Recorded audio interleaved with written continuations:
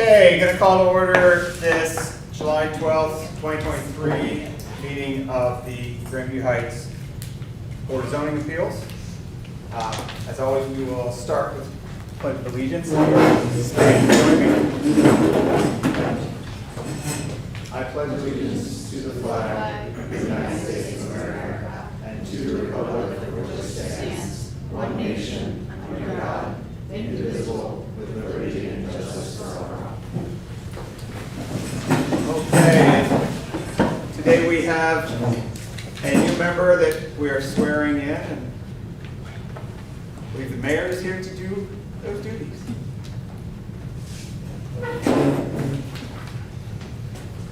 There it is. All right, we'll come out front.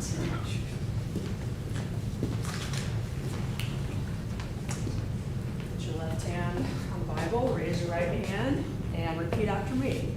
I, Matthijs van Massakers, I, Matthijs van Massakers, solemnly swear that I will support the Constitution of the United States solemnly swear that I will support the Constitution of the United States and the Constitution of the State of Ohio, and the Constitution of the State of Ohio, the Charter and ordinances of the City of Grandview Heights, the Charter and ordinances of the City of Grandview Heights, and will faithfully, honestly, and impartially discharge the duties and will faithfully, honestly, and impartially discharge the duties as a member of the Board of Zoning as Appeals a member of the Board of Zoning Appeals for the City of Grandview Heights for the City of Grandview in Heights Franklin County, Ohio. in Franklin County, Ohio. Great, thank you. Welcome back. Thank you. Happy to have you.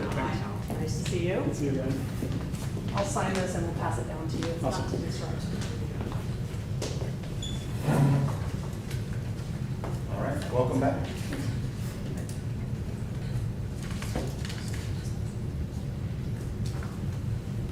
And we'll move on to roll call. Ben Osby is excused. Calmount. Here. Lasusa. Here. Van Massakers. Here. Chair Kinzinger. Here. Director Mazzara. Here. Director Kelker. Here. City Attorney Shealy. Here. Okay, I have off the bat a question for City Attorney. We have some previous minutes in front of us to vote on. At that meeting, there were only 3 members at that meeting. Currently, we have 2 of those 3 members here. Can we vote on approving these minutes, or do we need to wait until we have all 3 of them? My understanding is you can vote on them today. Well, then let's do it. I move to approve the minutes. Well, I guess first of all, let me ask, are you guys ready to approve this minute? Yeah. Yes. Feel comfortable doing Yes. this? Okay. So I move to approve the May 10th minutes from the BZA meeting. I'll second. All in favor say aye. Those not in favor say nay. Aye.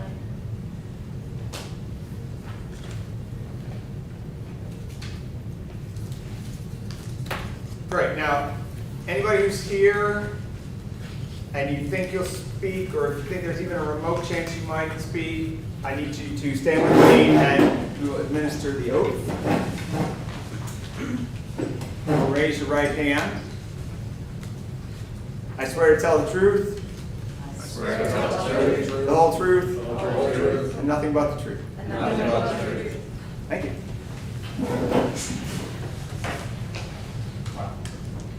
Do we have any changes to the agenda today? There are no changes.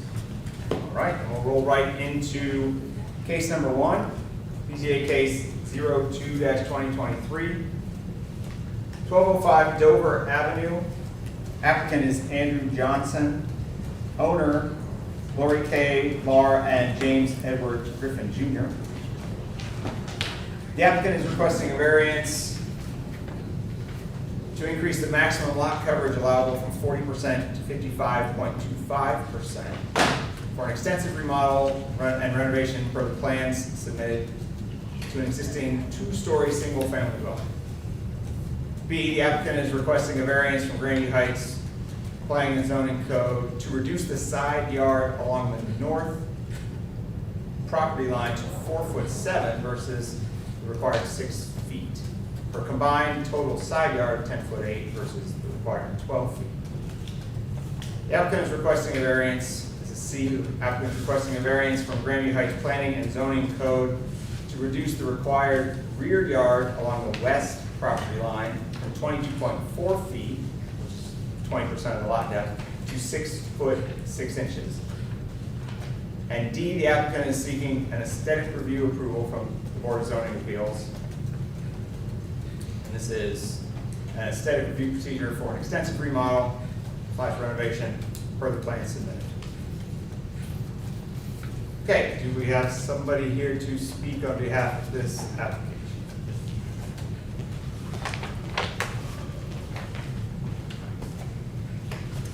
Good evening, Dan Mayer with Development Architecture Collaborative. I'm representing Andy Johnson tonight, who was unfortunately unable to make it due to a family obligation. If you could just spell your last name for us? M-A-Y-E-R, just like bologna. So what we're asking is, this has been before you guys before in previous conversations, and I appreciate both Pilas and Bob for taking the time to spend with me and Andy over the last few months trying to work through some of the challenges with the site and the project. In particular, as you guys know, Danny Pop was originally involved with this, DDP Architects, passed away in December, unfortunately, and so we've been asked by the owner of the property to come in and kind of take this thing through the next steps to try to get it approved. There's 3 points that you mentioned we're asking for variances for. That's one is the north lot, which is the alley side.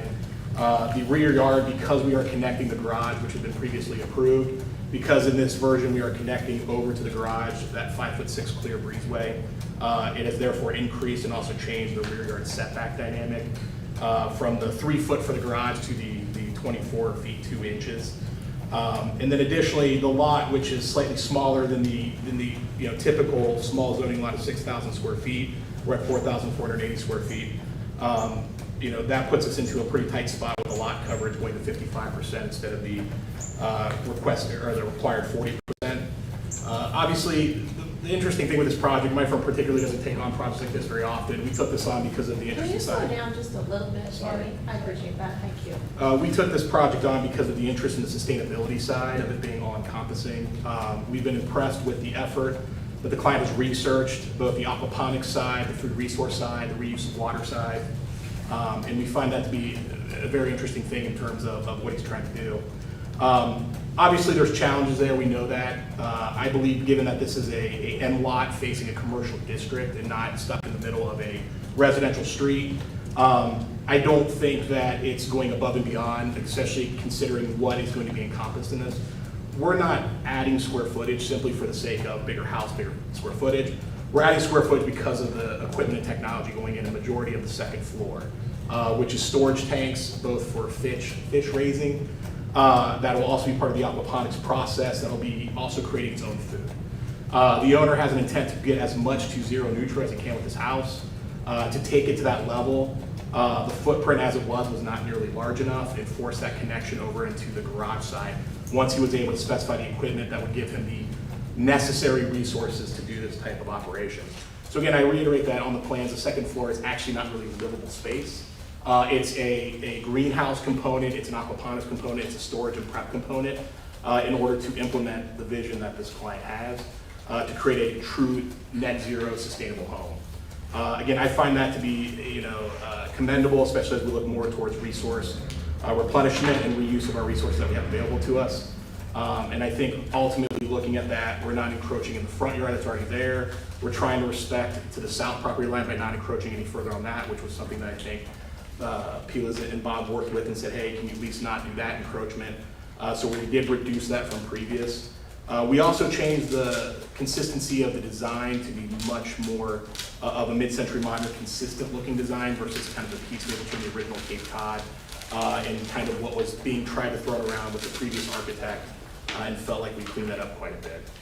I think that generally covers everything, unless people have specific questions that I can answer or respond to. But that in general is what we're trying to propose here. Yeah, I'm sure we will have some specific questions, but first we'll go on to staff report. Yes, so you are, well, most of you are fairly familiar with this case we'll be catching up a little bit. So I'll run through it. Pretty well covered really by the applicant. Just following through on the staff report, just note that it's in the RS2 district, but on the north corporate line, as was mentioned by the applicant, so bordered by commercial to the north. There's a few images on the following pages that kind of show that. It's a, right now, an architecture firm, I think, north of them. And to the south, there's single family. Across the street, there is a 4-family. And the neighborhood is somewhat mixed in terms of sizes and styles of houses and, what am I trying to say? Occupancy types. The site itself slopes up a bit from Dover. It's 8 or 10 steps up from the street and is sloping, up the alley. So there's a retaining wall that is installed on the front yard side and an alley side that the applicant has included in lot coverage. Natural features, there are some trees in the area. Certainly there's a street tree there that is nice size. There's an existing sidewalk full along Dover, so no work required there. The parcel is bordered by 2 alleys. On the rear, of course, there's a Grandview alley, and on the north, there's a Columbus alley. There is a stop work order on this property right now.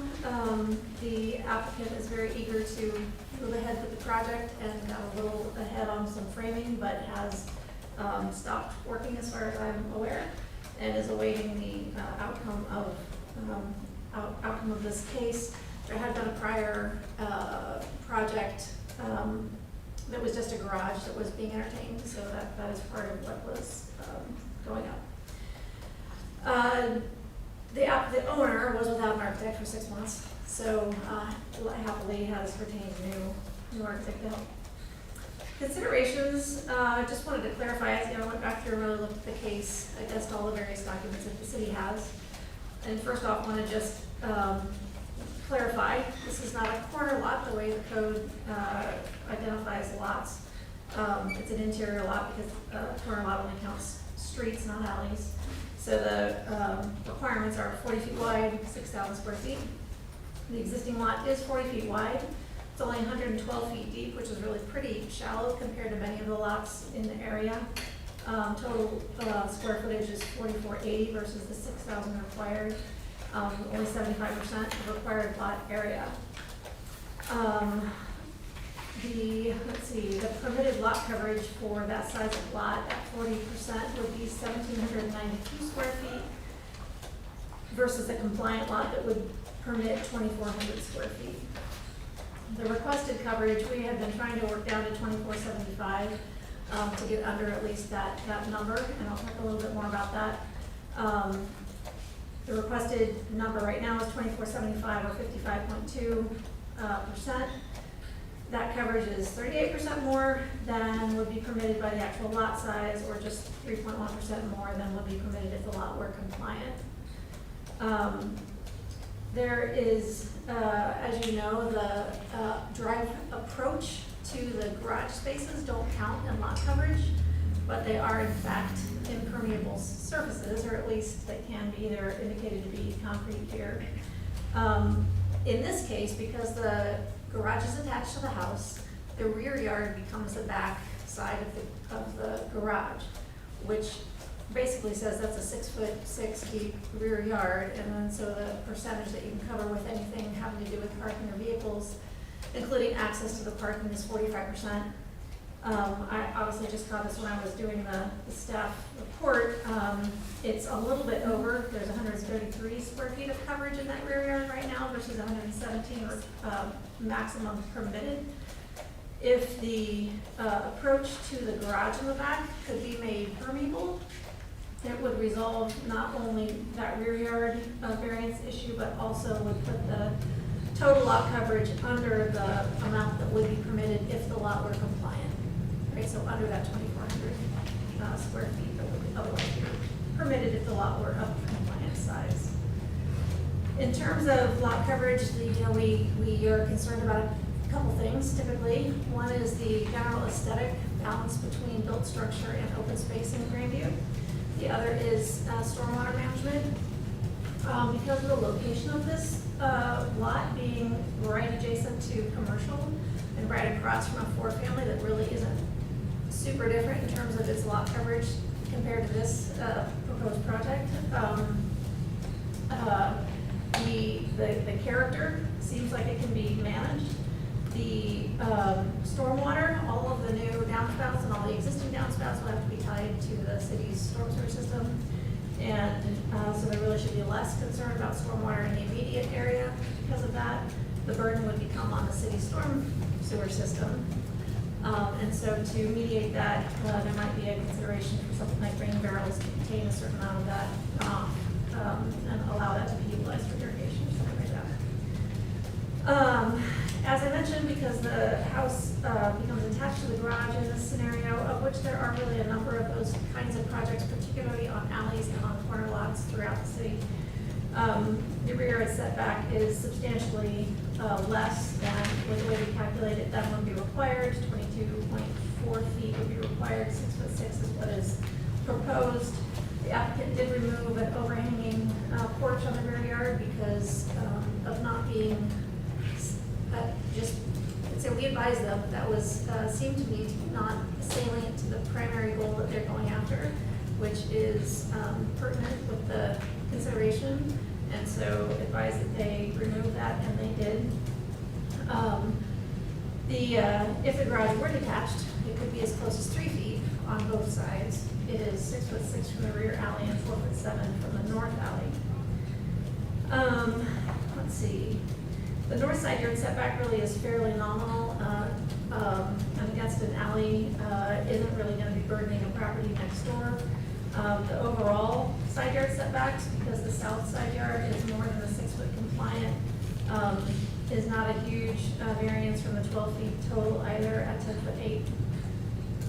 In terms of aesthetic review, as the applicant mentioned, the prior version that came in wasn't fully transformed. And so we advised that if they were going to go for a transformative project, it needed to be comprehensive. And I would say that staff believe that that has been accomplished, fully transformed and prior to being added to this mid-century style, more of a working home, if you will. The Grandview Heights zoning code and the design guidelines, the zoning code has very specific approval or disapproval criteria, and you'll want to just pay attention to that specifically. The language in the code reads that if the board needs to determine whether the project, if erected, would provoke negative impacts on surrounding properties or be excessively dissimilar or similar to another home in the area. The use, staff takes no exception to. Greenhouses are commonly permitted in this zoning district, residential zoning districts. The unusual situation with this particular project is the way that's being incorporated, not that it is a thing that's being requested. The city's comprehensive plan, I also went back and looked at that for guidance on the desire embedded in that code to move towards sustainability for the city. There's a chapter in that document called Environment and Resiliency, which is attached to your packet here. There's a number of things mentioned in there, but one of them is speaking to the community supporting measures that help all of us to live within our current means and to strive to leave what we have to future generations. The language in that document. Finally, collectively, the dimensional variances are substantial. The lot coverage in particular is substantial. However, the lot is very small, so there's a limit to what can be accomplished there, and it is unusually situated next to a commercial area. The applicant has been responsive to our request to modify their design to be more in keeping with the design guidelines and more aware of its surroundings, so not pressuring the home to the south by a variance there, and staying within the rear, not adding any additional overage on the rear or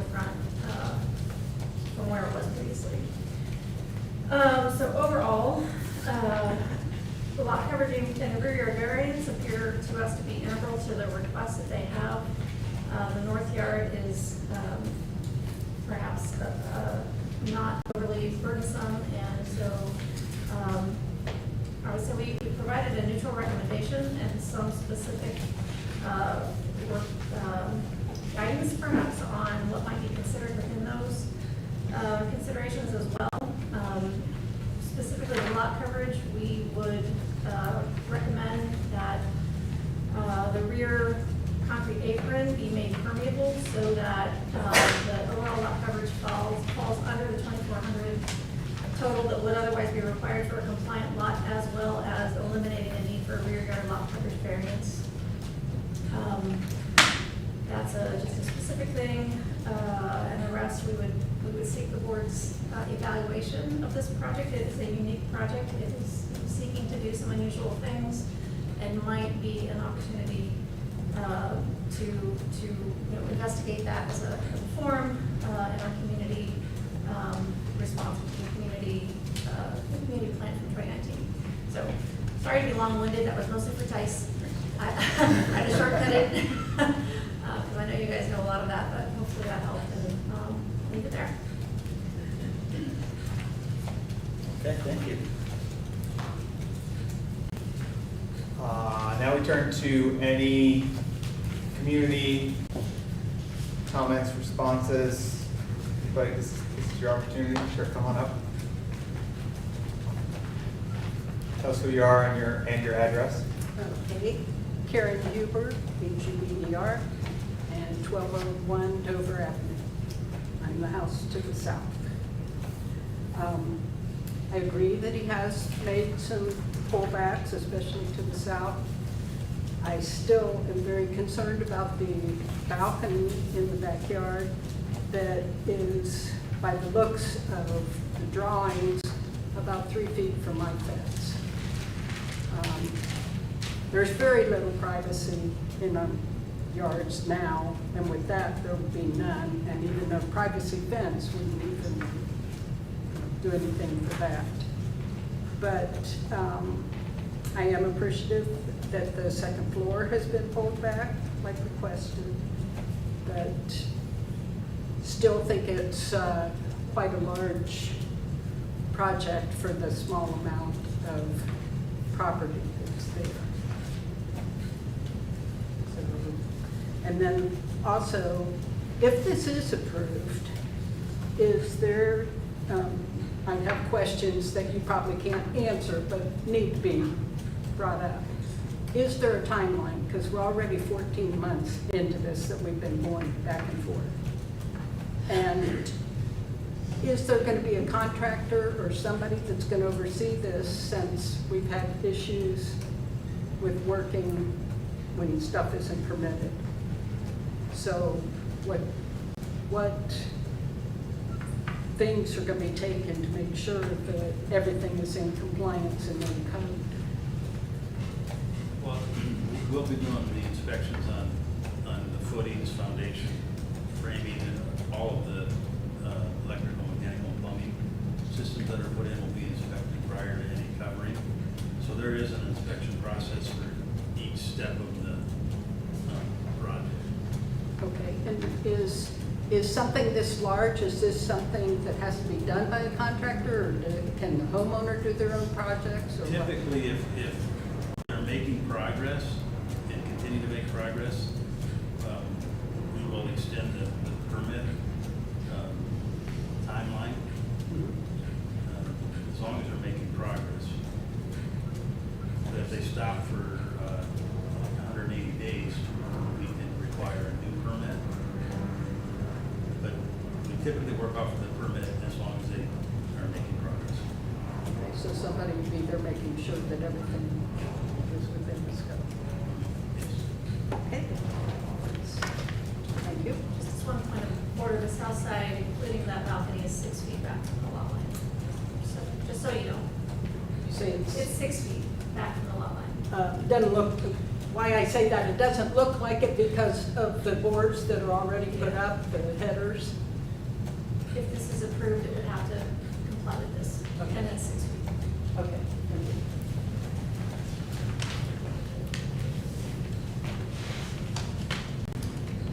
Any other community comment on this one? I see none, we'll move to board discussion. Questions, comments?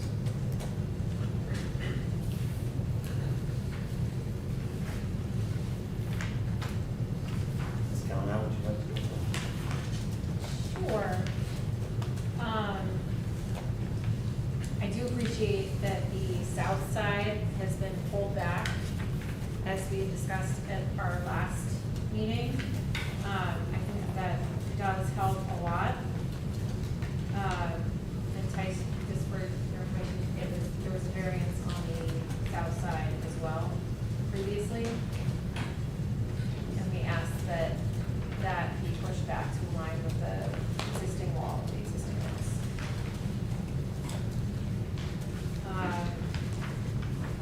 I do appreciate also, from an aesthetic standpoint, that the entire house has been taken into consideration versus more of a update to the existing house with a completely new design attached to it.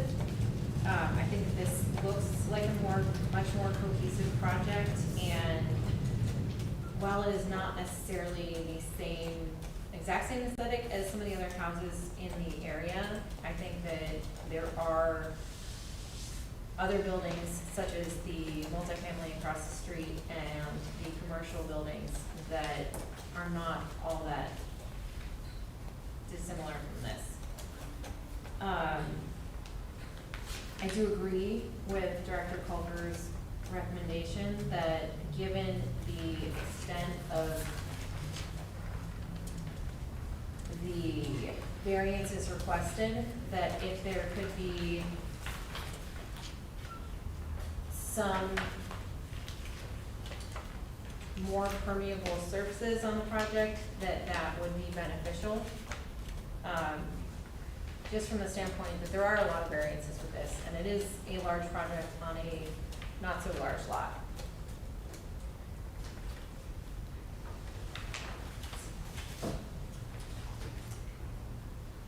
And I just want to ask one more question. I know we had talked about this previously, about the square footage of the greenhouse space, that this is basically the minimum footprint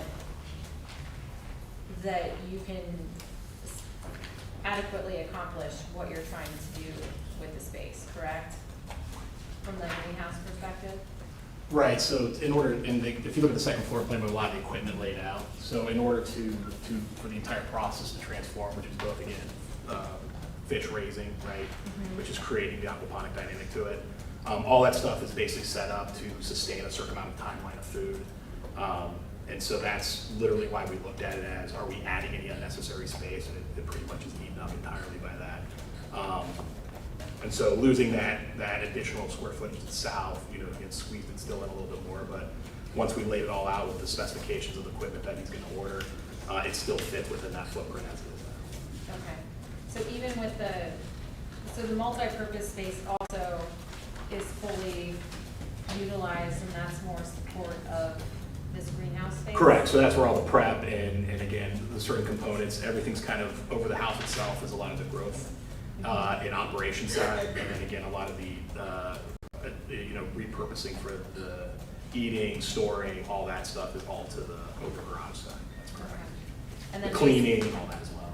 Yeah, and then basically the overall width of the garage is based off of 2-car parking and a set of stairs. Correct, and we actually tightened up a little bit and got it to where it wasn't a switchback stairs, so that we could get a little bit more space and make sure we have the parking requirements.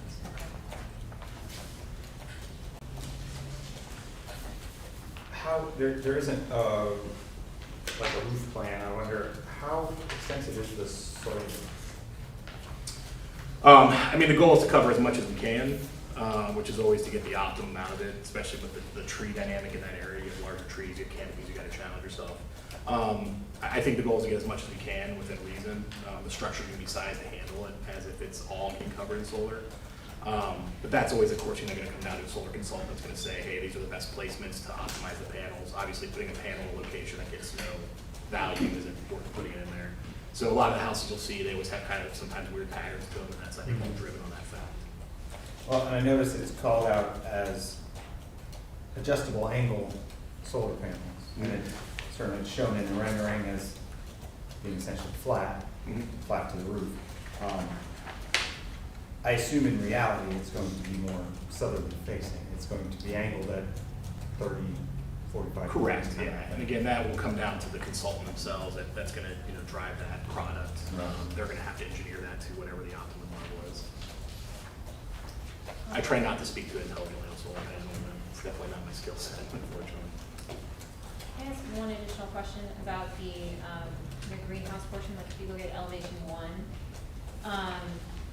So is the greenhouse portion on the south side curved, or is it? It is curved beyond, in order to kind of, talking with Pila's, we had a conversation of, originally we're showing that curved on the face of the front facade. Well, that doesn't match well with mid-century modern. So what we did is we built kind of basically a shielding wall, but yeah, in order to optimize the greenhouse effect, the glass component of that is curved, but we built basically a shielding wall, a screen Just wall in like- the front. Okay. Yeah, to kind of give it that different presence. Is it just on the south? It's just on the south, Okay. yeah.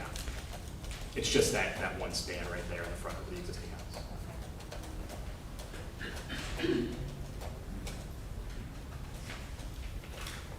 Could you speak to a little bit on the aesthetics? I don't think we have like a color rendering or anything like that. Exactly what the aesthetic is from the outside color, things like that will be used. Yeah, I mean, the house as it is white. I don't know if we made it 100%, it's gonna be exactly white again. But the idea is just go with a simple, again, materials that we've been using that would match what's currently out there. We're not trying to go with any bold, crazy colors, anything like that. But again, if that's something that we have to come back and provide a color sample for that final sign, for that kind of, if that's a condition of this approval, we'd be happy to do that and submit that to staff and let them kind of run that through their evaluation. But yeah, nothing. Appreciate it. Are all LED downspouts run to the rain barrels, or any of them run to the street? As much as we can, we want to run rain barrels, and then we'll have to pipe that into the storm. The goal is, again, to make it as sustainable as possible, right? So you got a lot of decent rain when we have it, right? So yeah, storage and then reusing that as much as we can, whether it's on the landscape side of it or if it is actually part of that greenhouse effect. There's going to be some sort of dynamic with the greenhouse where you can't just always just use rainwater. But yeah, the goal is to collect as much as we can. So a lot of the new downspouts are being connect directly to the storage. But there will be, if they do happen to be full at some point, there would be some connection to it. Yeah, usually you have to have a drop overflow at the top that then connects so it doesn't overflow in the barrel. Yeah. There's got to be some sort of relief. Correct. Is that consistent with staff, with how we do the rainwater, the barrels? You would expect to see an overflow that connects to the sewer? Yeah, there'd be, we'll have to take it to the street.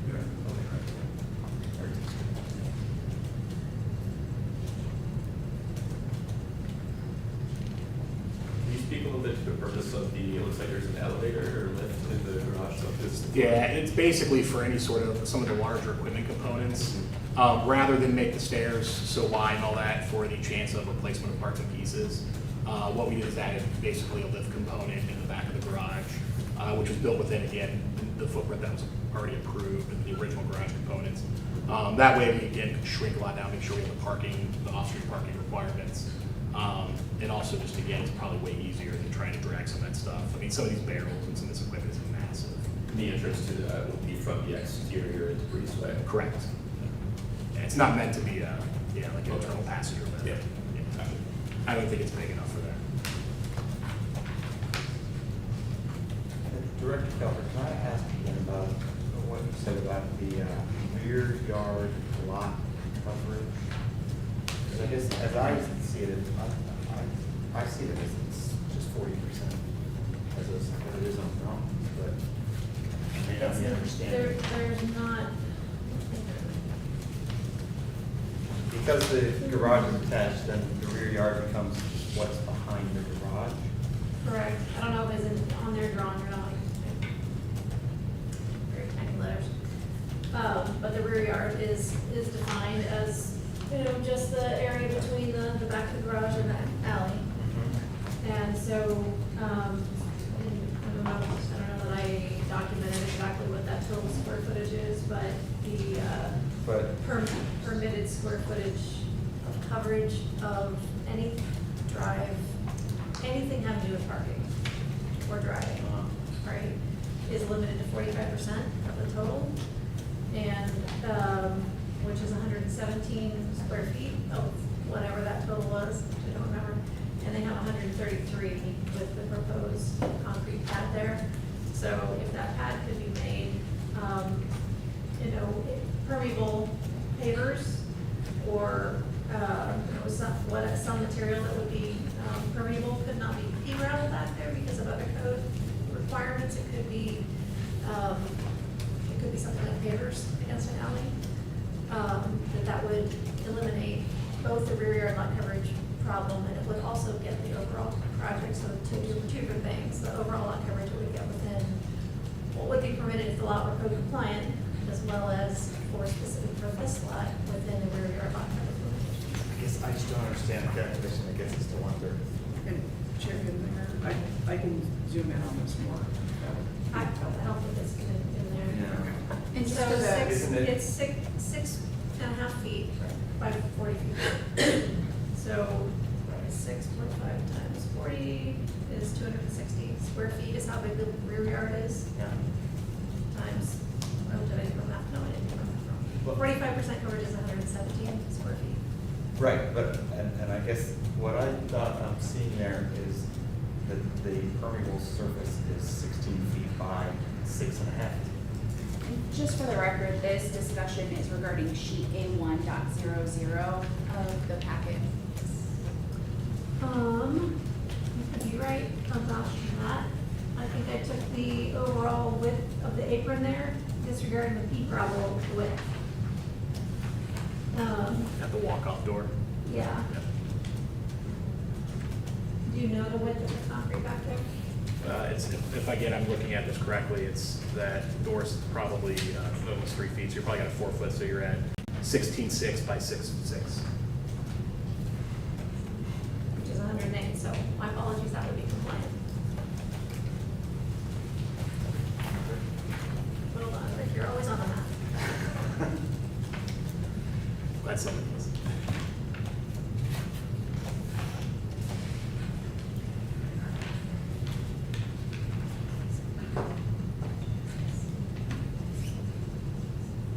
Yes. I have a couple questions to the applicant. The sloped roof on the south elevation, you just mentioned glass, but the drawing shows that as ETFE. I was wondering, we're just talking about the glazing on the sort of house side? Correct. Okay. Yeah, the panels themselves are the greenhouse component, the ETFE, yeah. Okay.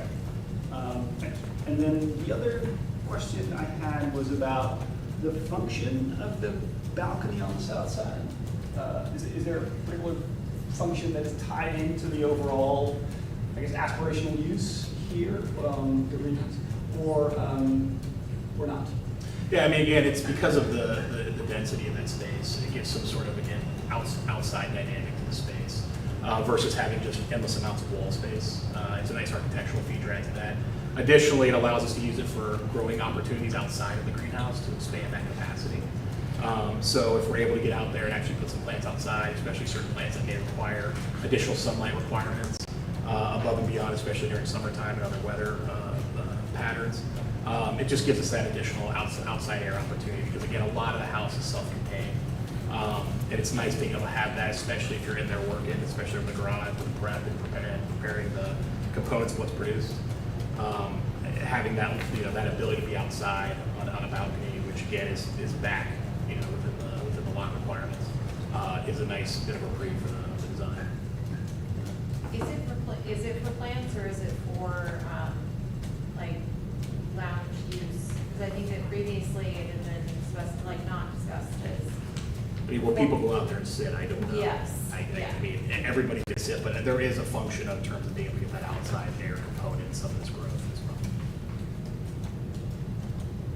And again, Right, they can't not tell somebody not to go and sit in a chair on their patio, but they're not. Exactly. And then the fenestration below the balcony, is there a particular reason why those windows are kind of right up underneath the balcony, but then there isn't anything below that?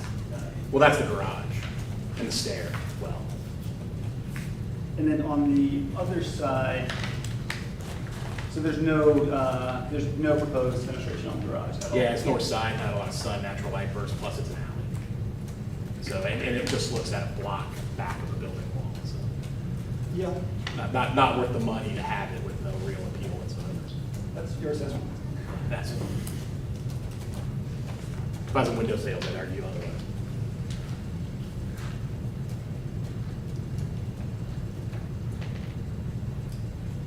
Is there gonna be any modification to the first floor of the existing house from an exterior standpoint? Like, is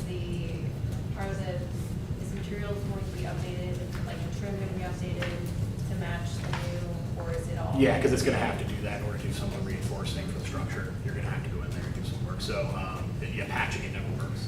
So it's all of gonna- the trim on the new portion is gonna be similar, same as the old portion? It'll match as close as we can. If we can reuse some of it and it's in good condition, we will match as close as we can like we would do in most renovations. Okay, the goal is to make it similar. That's right.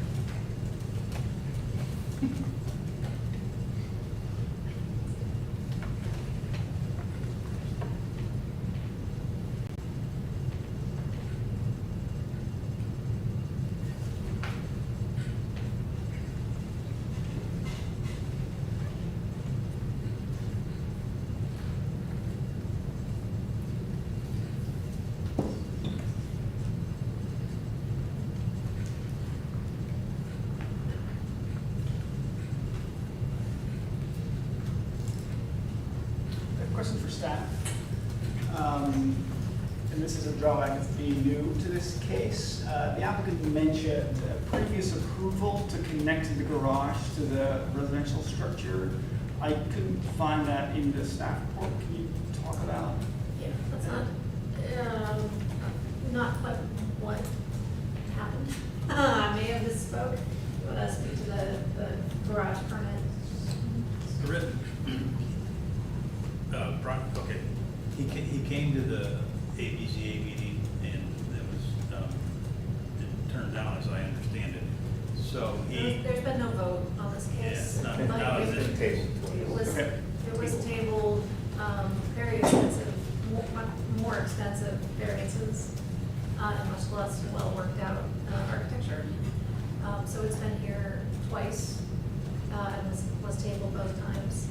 so after that tabling, then he submitted for a garage, just a detached garage in this location that he's showing here. So it's just a conventionally framed detached garage. So we issued a permit for that. The footings were poured, the slab was poured, and then he stopped building the conventional and started to build.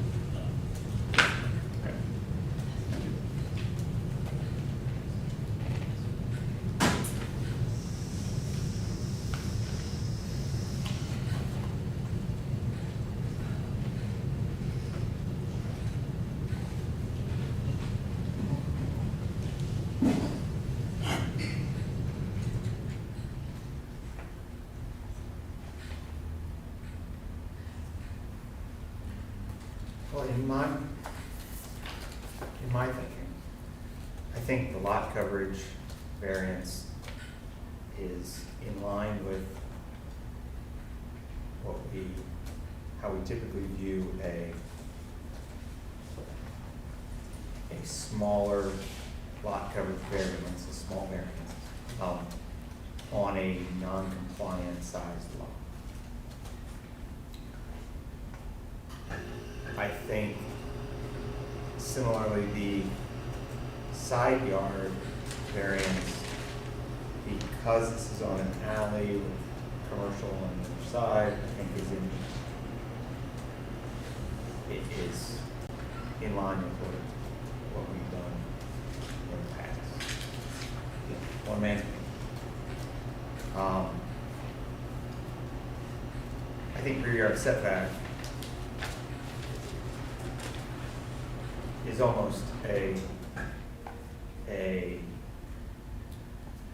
situation that's just created because of attaching the garage.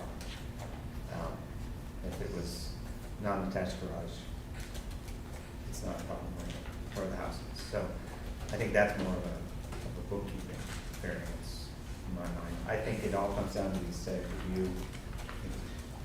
For me, I think it comes down to the excessively dissimilar question. I guess that's what I'm still considering. Anybody else has any thoughts on the variances? I would say I feel very similar in my look at it. I think the questions mostly come around aesthetic review. I think the applicant did a great job coming back with a revised plan that tries to provide a compromise and try to provide some changes and things like that as we requested. So certainly appreciate that.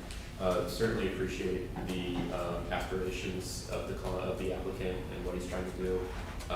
You know, we have to weigh those things all together.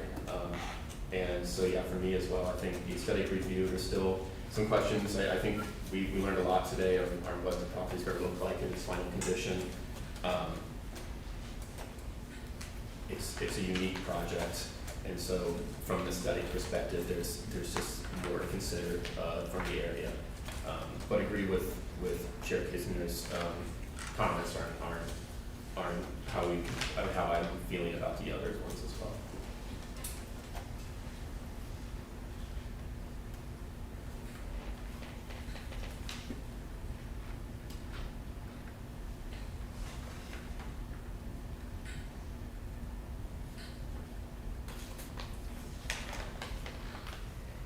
I will say the segment, if I may, Yes, please. just the area within Grandview Heights that is east of Northwest Boulevard.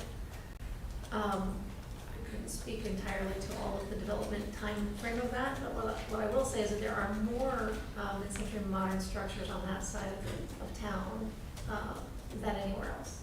There's actually a fair number if you drive around that don't look very different from this.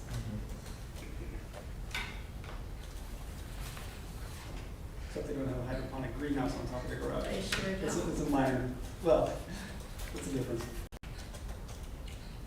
Yeah, I think in my mind, what I'm curious about is not represented here. It's really what this is going to look like from the street, particularly coming from the south, where we've got this curved wall behind the Wild West building. So, Bill, I'll say something. I want to wait for them to come out, but so this might be because I am kind of new. My reading is a little different. So my sense is that the lot coverage and the rear yard setback variances are produced largely by attaching the garage to the main structure, and that is a cause of concern for me greatly, because allowing connection of garages, accessory units, or garages, accessory structures to main residences could easily become quite popular in this community. And so to me, those two variances are perhaps arithmetically not huge, but they are significant variances because they make it possible to then connect a garage to a primary dwelling.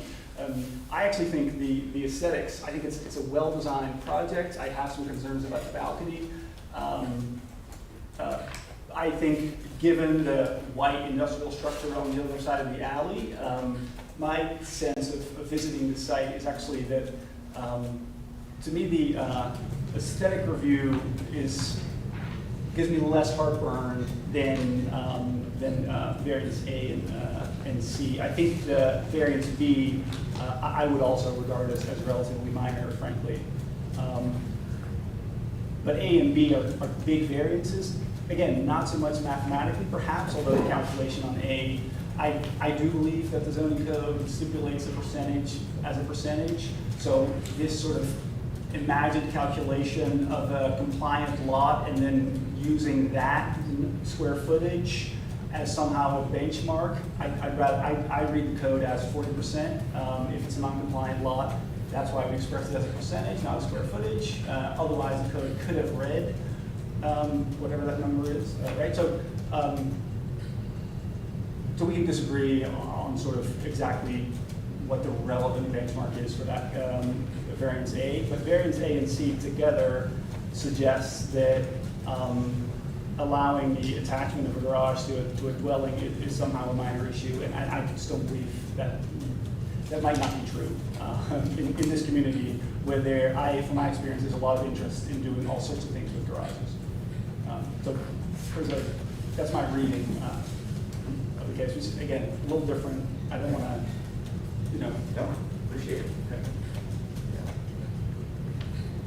And if I may, just a couple of notes on the code.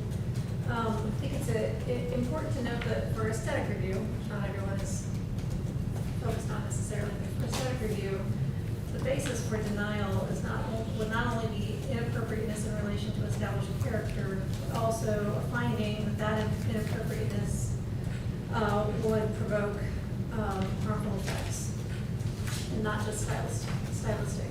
So in terms of a standard, just bear that in mind. And then we included the area and size considerations for the ducted factors for your review. Those perhaps get more to the question of necessity for this particular case, for this particular aspiration that you might give consideration this evening. And then just anecdotally, I will say that in reading a variety of zoning codes, there are different ways of considering lots that have two accessible sides. So this is not a corner lot, but it's got two accessible sides. And there is often some dispensation provided for lots such as that because they can, because they impact other properties less. This property is bounded on three sides by streets or alleys. And also because just configurationally they can accommodate that, so they become the opportunity within a planned area for things that are different from the typical inboard lot to accommodate. If you look around town, that's been taken advantage of over the 150 years the town's been around. So just a few notes.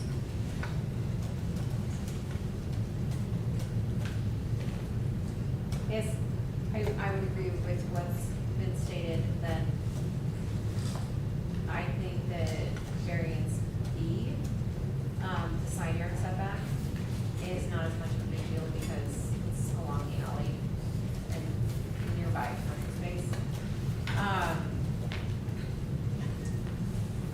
I understand the concept. I think what I have a hard time with is similar to what Tice is saying, the square footage for the lot coverage compared to the size of the space. It is a small lot. And I appreciate that there has been reduction in the footprint.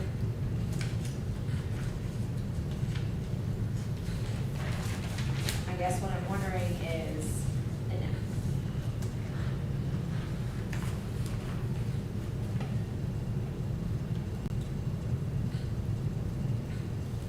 is there really no other way to reduce the footprint of the addition? Like, is it possible, because right now there is a separation of the breezeway on the first floor. And I guess my curiosity is the entire multi-purpose space utilized on the second floor? I mean, I'm sure that it will be, but. But even if I pulled that back, the garage would still have part of that square footage for the lot coverage. So even if I pulled it back 5 feet, you would still have the garage sitting out. Or if it moves. Well, the in garage has already the been house. poured previously approved in construction drawings, so we have to dig all that up and move all that back. That was approved where it was sitting.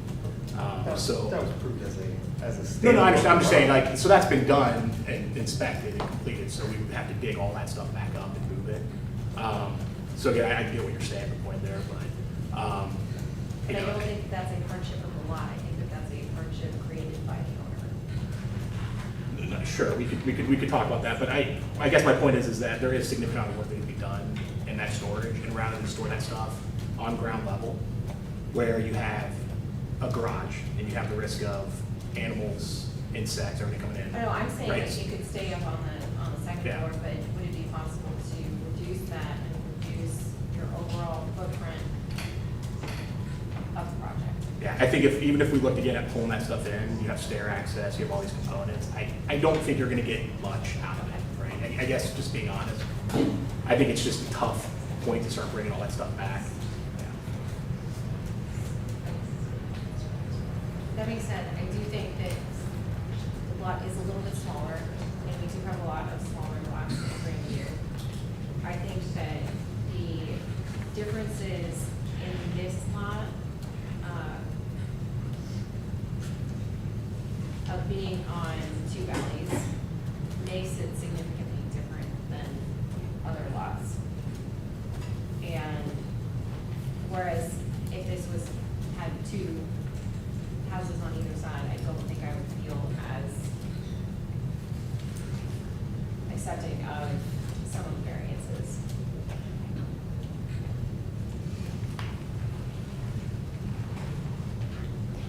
Yeah, I agree. I think that the location of this lot has a lot to do with it, not just the size. For sure, yeah, and having a commercial to the north is worth considering. Yeah. And I think it's important to point out that we don't set precedent. So certainly anything that's done here on this should not affect future decisions that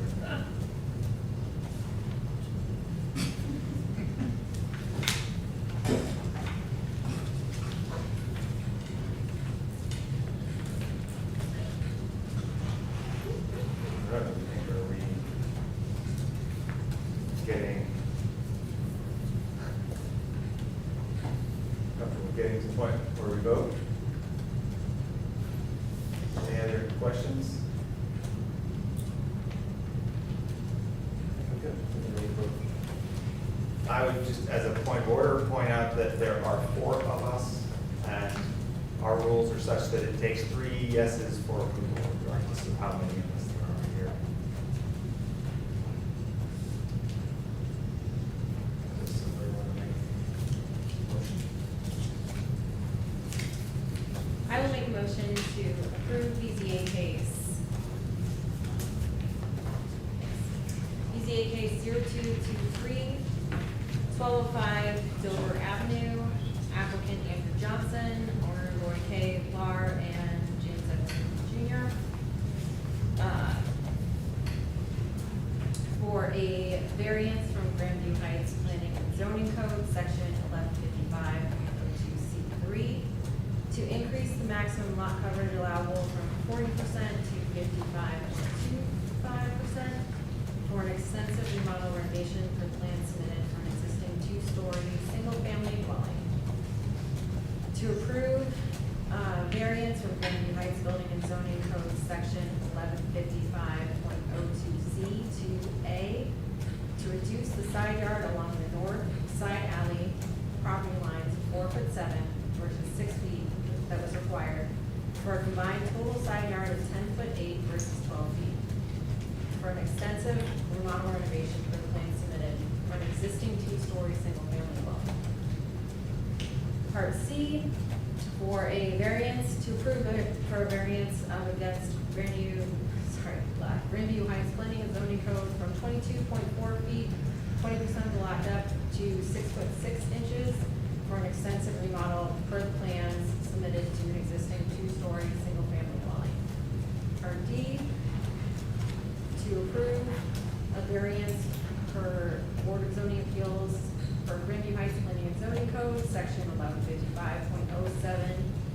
aesthetic review procedure for extensive remodel and renovation for the plans submitted to an existing two-story single-family dwelling. I have a point of order.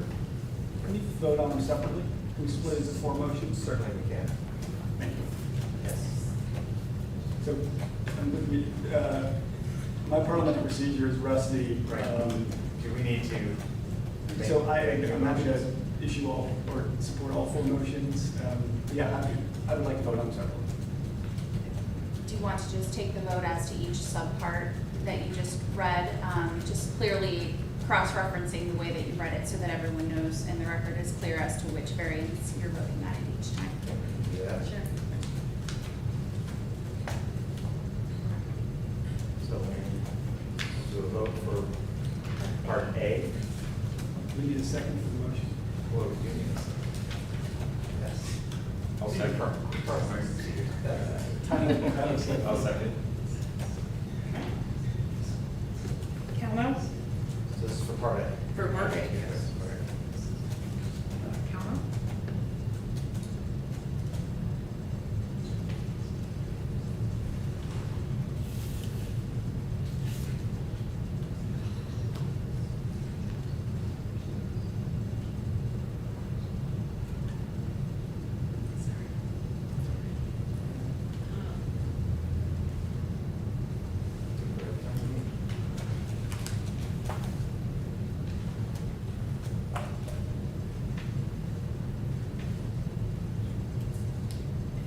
No. Dan Massakers? No. Chair Kinzinger? Yes. La Souza? Yes. Okay, for part B.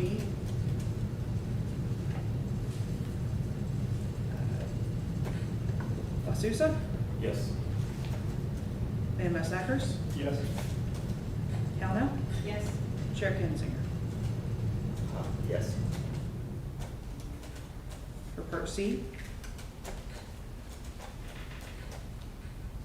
Calno? Yes. Dan Massakers? No. La Souza? Yes. Chair Kinzinger? Yes. For part D? Calno? Yes. La Souza? Yes. Dan Massakers? Yes. Chair Kinzinger? Yes.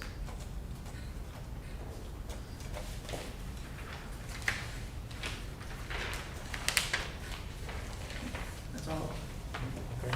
All 4 variances. We're voting on. Yep. Okay, thank you.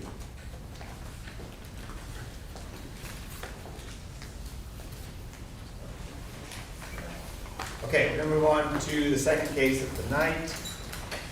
BZA case 11-2023, 1020 Elmwood Avenue. Applicant Midstate Basement Systems, owner Jonathan D. McKay and Hannah Hunford. Applicant is requesting a variance from Greenview Heights Planning and Zoning Code, section 1155.01C2A, to reduce the minimum required side yard setback of 10 feet to 4 foot 3 inches along south property line for the installation of an egress window from the basement only. Existing primary structure side yard setback to remain unchanged.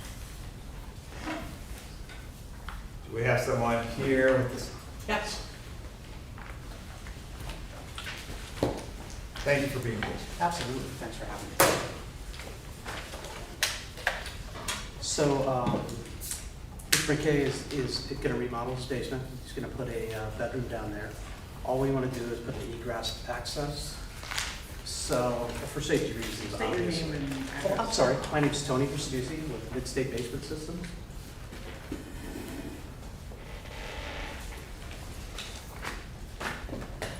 Sorry, go ahead. Thank you. Sure. Mr. McKay is, again, he's adding a bedroom and living space in his basement.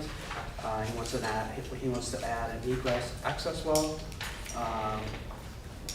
for emergency purposes, obviously, and to be able to exit the basement in case there's an emergency. His lot's kind of unique.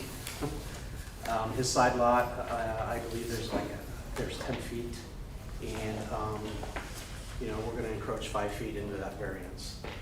So we wanna be able to put an egress window in.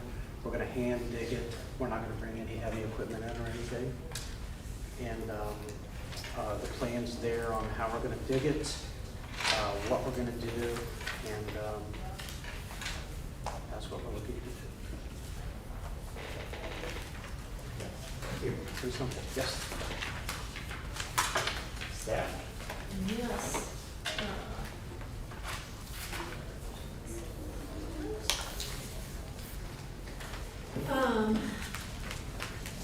So this property is in RS1.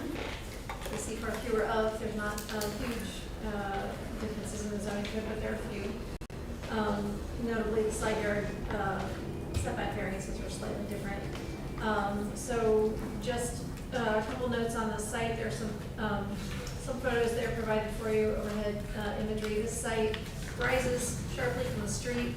It has an access drive, a shared access drive for the house to the south that impinges on the buildable area of the lot, which is fairly constrained between the site topography and the shared access drive. So while you might think that it would be possible to build something that would be, you know, in some other direction, it's actually fairly constrained because of those features. Also, as far as the lot itself goes, it's compliant in terms of width and area, but because of those restrictions, certainly has some challenges that it has to address. The basement place provides new space without any additional lot coverage and, you know, without running into any of those concerns. There are some dimensional vagaries in the documents. As far as I can make out, the survey is listing 8'1" versus some documentation from the applicant at 7'8" in terms of where the existing house lies on that south lot line today. Given that we're really only talking about a window well, kind of took the worst case scenario and said that as long as it's within 4'3" from the edge of the lot, that provides for either of those conditions to be okay. And it just would stick up a little bit from the grade, so it really has no visual impact to speak of. Also, there is plenty of ground around that window well in the case of this particular case, which is different on the next case, I believe, where whatever the character of the lot cover, whatever the owner would prefer, would be, it wouldn't be a problem in terms of access around for safety purposes or access maintenance. So we're in support, fine with your request, and we would recommend it. Thank you. I would ask if we have any community comment on this case. All right. Seeing none, go to any board questions, comments, conversation. From my perspective, safety feature, needed down there, so it's going to be, living in there, spending time, significant time down there. So I think it's, from my perspective, it's a pretty standard variance. This, I assume this window well will it have a drain? It will. Actually, it does. It's part of the plan. It will have a drain system in the bottom of it, so it will not fill up with water.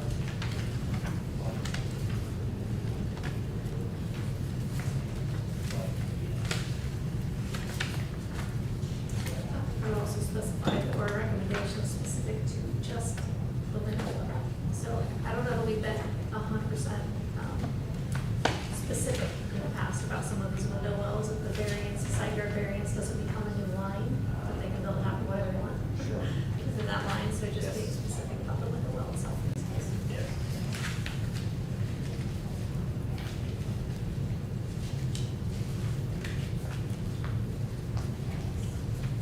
I agree, I think this is a pretty standard variance for it.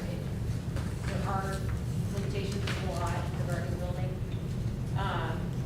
And then this is a minor encroachment into minor variance for that encroachment. Yeah.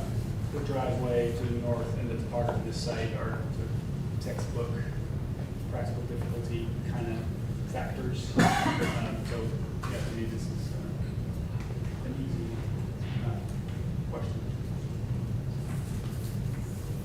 I agree. Are we ready for a motion? I think we're ready.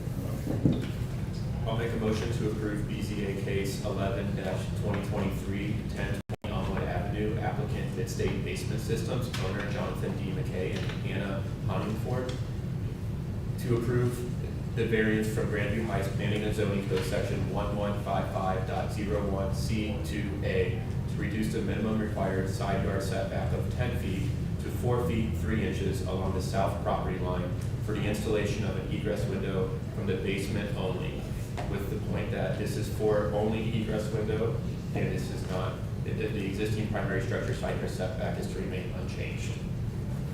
I second. And Massacres? Yes. Blasusa? Yes. Count out? Yes. Chair Kinzinger? Yes. Thank you. Thank you.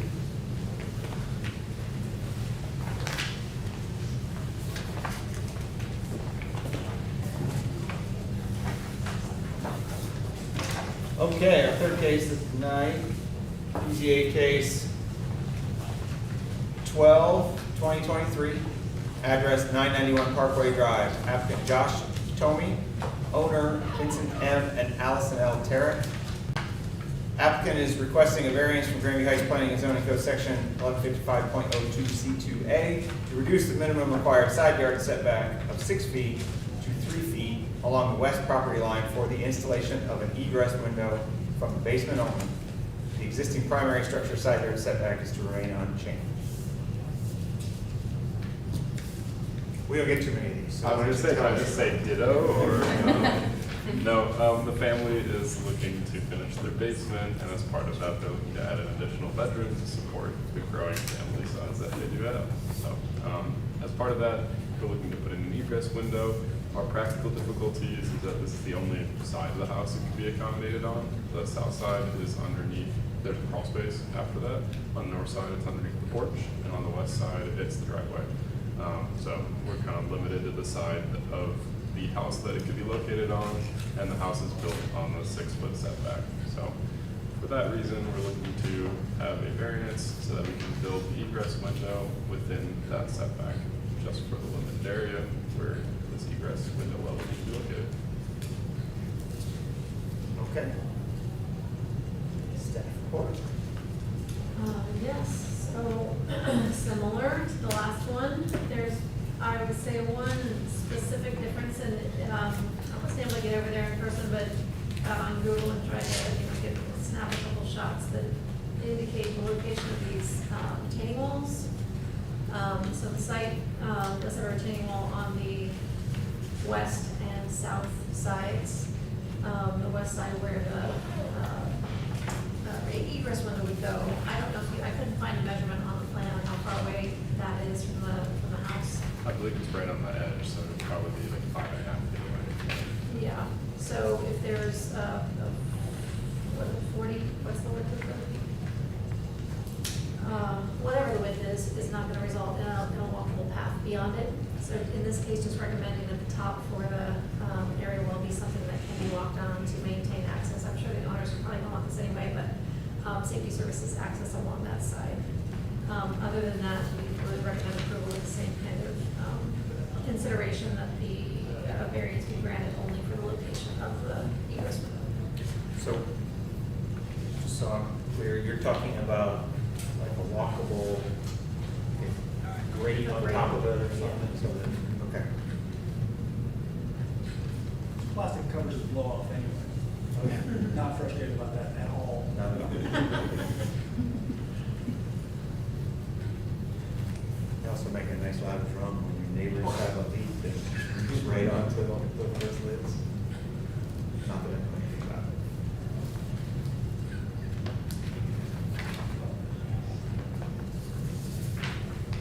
So that retaining wall to the west is this property's retaining wall? That's, I guess I just assumed it was the neighbor's retaining wall. I guess I didn't go out and measure it specifically, I'll be honest, but because it was far enough away that it didn't seem to be a problem.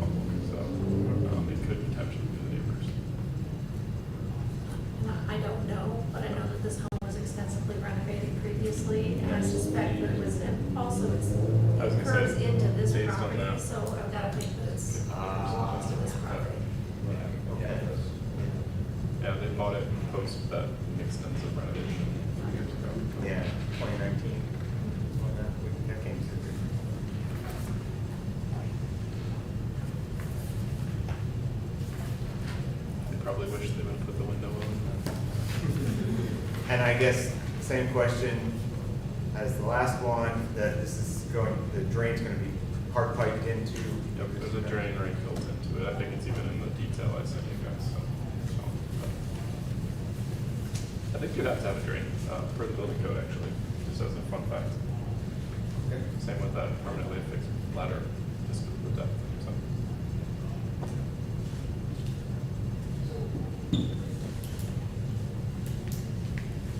Do you know your client's current plan to put a flat grate over top of that? Well, so you definitely, I don't think they're allowed to put something that would prohibit somebody from easily opening it because it's supposed to be an emergency exit. But no, But it could have a hinge. it could have a hinge. It'll need to comply with the 5 pounds of force. So they'll have to make sure they find something like that. So, yeah.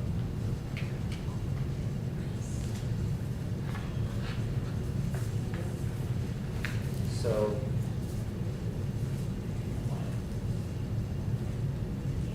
in the language of when we approve this variance, we're going to specify, I want to make sure I get the language right, specify a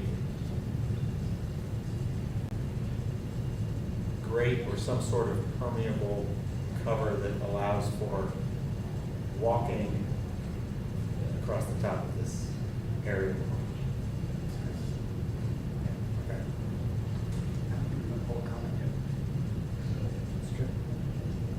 Okay. Any public comment on this one? I have forgotten that. Okay. Yes, any other board questions, comments?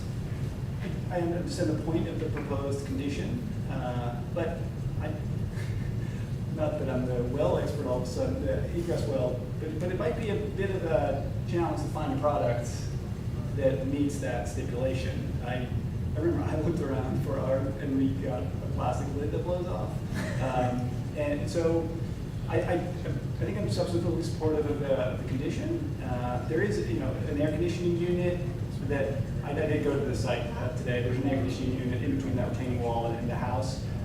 It's going to be hard, you can climb over it, I guess, if you're an emergency operative. But yeah, I think phrasing the condition, I don't know, is there a way to phrase the condition where it's not excessively burdensome? I share your concern about that. I'm sure. Some of these products. Yeah. Just a public comment, we put an egress window in a year ago and they had a surface that would support 500 pounds that you could walk on and lift it up with a 5-pound limit. Okay, this is provided by Ohio Basement Authority. I don't know, I'm sure that the provider can provide it to other people too. Sure. Great comment, thanks. Yeah, no problem. Yeah. Someone else have public comment period. Yeah, that's fine, yeah. All right. I'm sure the owner should be supportive of adding that cover. So if that's the stipulation. Should look harder. Where were you 5 years ago? All right, I make a motion to approve BZA case 12/2023, 991 Parkway Drive, for a variance from Granby Heights Planning and Zoning Code, section 1155.02C2A, to reduce the minimum required side yard setback from 6 feet to 3 feet along the west property line for the installation of an egress window from the basement only. The existing primary structure side yard setback to remain unchanged. Given that the egress window, while should be covered with a walkable surface. Second.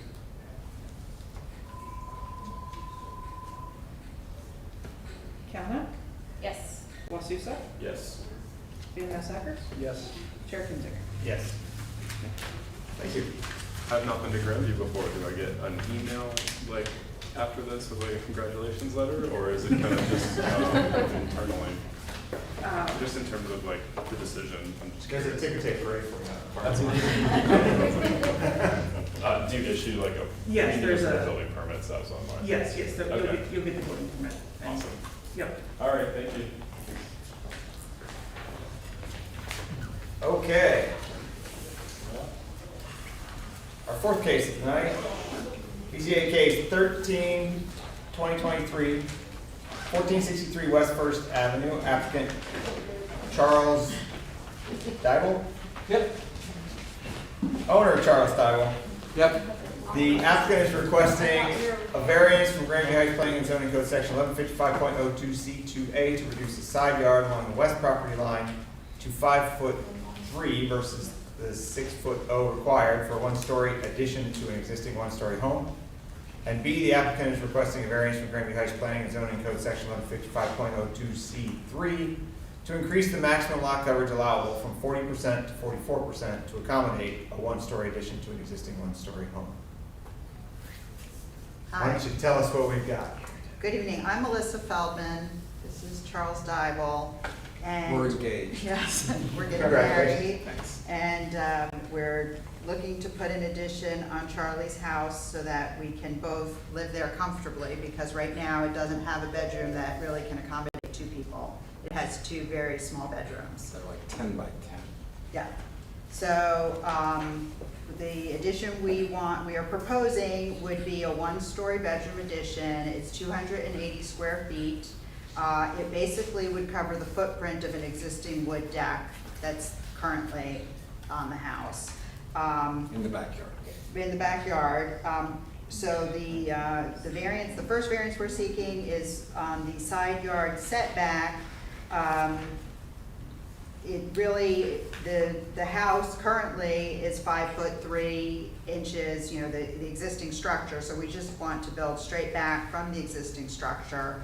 The reason that we need to do that is because we have two mature trees in the backyard and we don't want to disturb them in the construction. We'd like to keep them, so we can't really build very far back. We need the width. And just, having those few extra inches will just help us make the bedroom more usable. The farther back we build, there's a greater chance we'll cut into the root system of the trees and we build the foundation down. Right.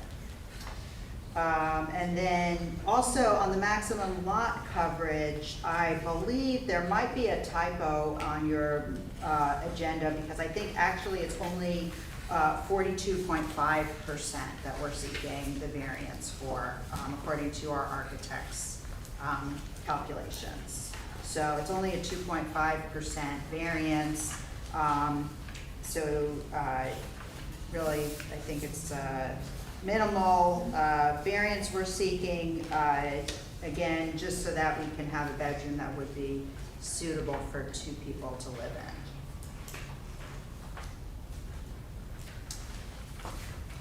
We need a walk-in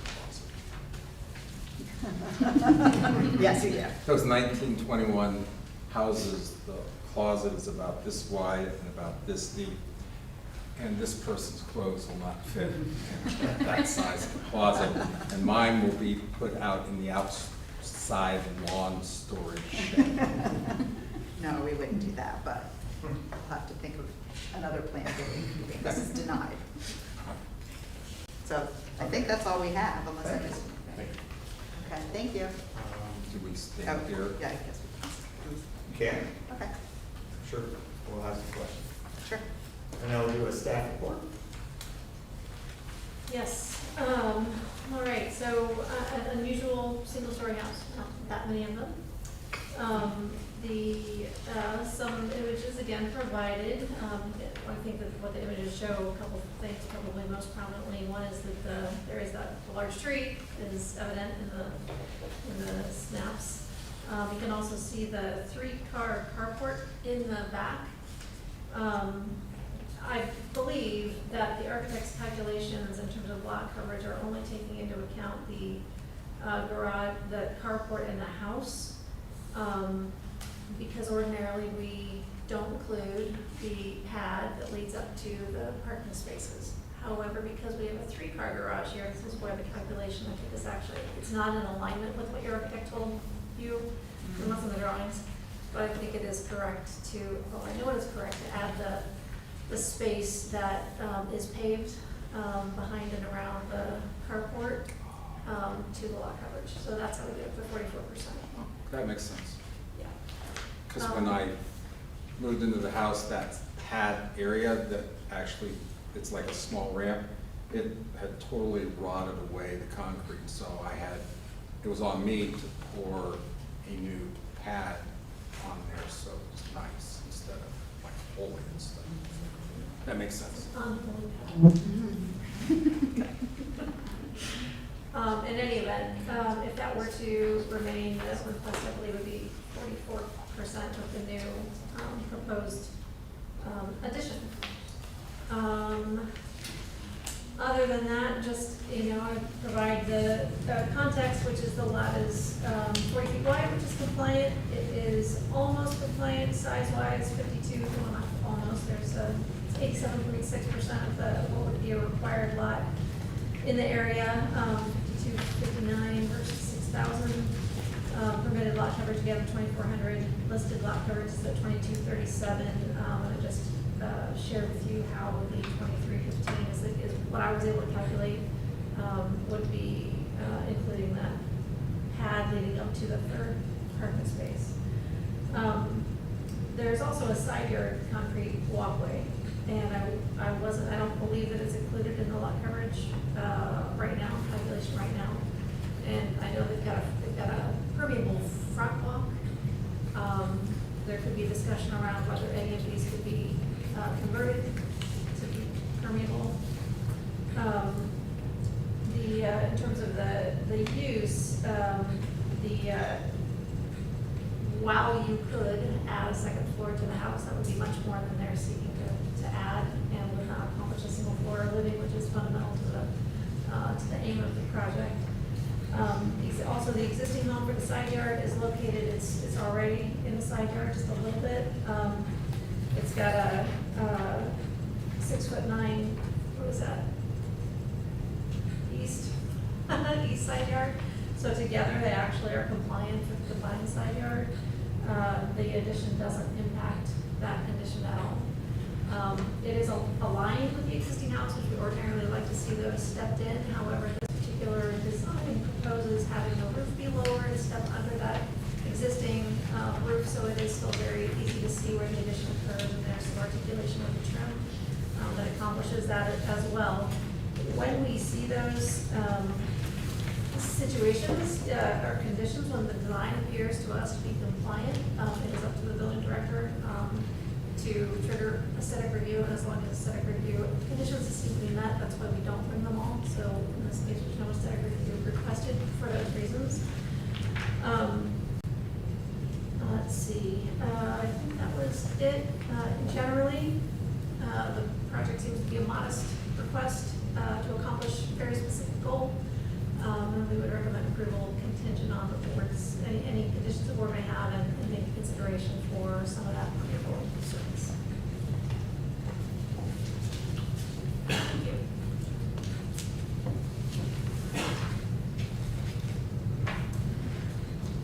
Point of clarification, were you saying that the front part? It's already permeable. Yeah, it looks like it's. Yeah, pavers. There's a sidewalk. The walk on the west side of the house that is It's common. been there a long time. Yep, common. However, that honestly, I only noticed it when I was looking at the photos, and that's not included in the lot coverage percentage. So either the percentage would need to be increased to account for that, or that surface change to permeable. If you're not going to account for that. We don't know what the square footage of that walk is currently. We could guesstimate, I don't know. It's about 2 feet wide, because I shovel it every winter.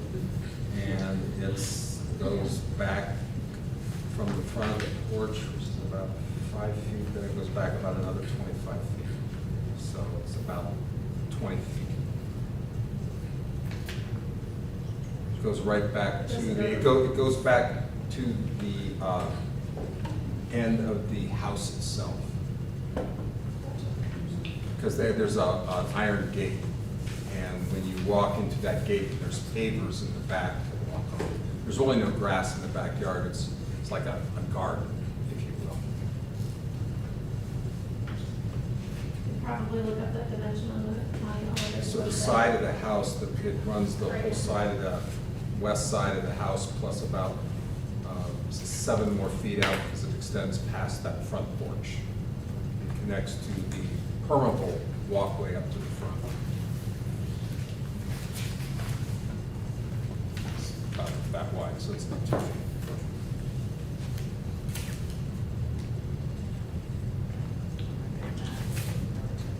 What percentage? Is there a dimension, did you find one? That's about, what, 80 square feet? No. Yeah. That's just expense. Yeah.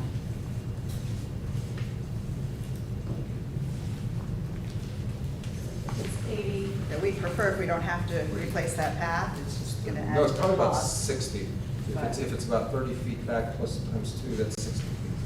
Yeah, because that. The survey has that side of your house is 40 and a half. Okay, well, so then, yeah, 80 feet, 85, 90 feet. That would be it. Go for 90. Just say that it's 80, it's 2395 total square footage. Just to put the lot coverage at 45.5.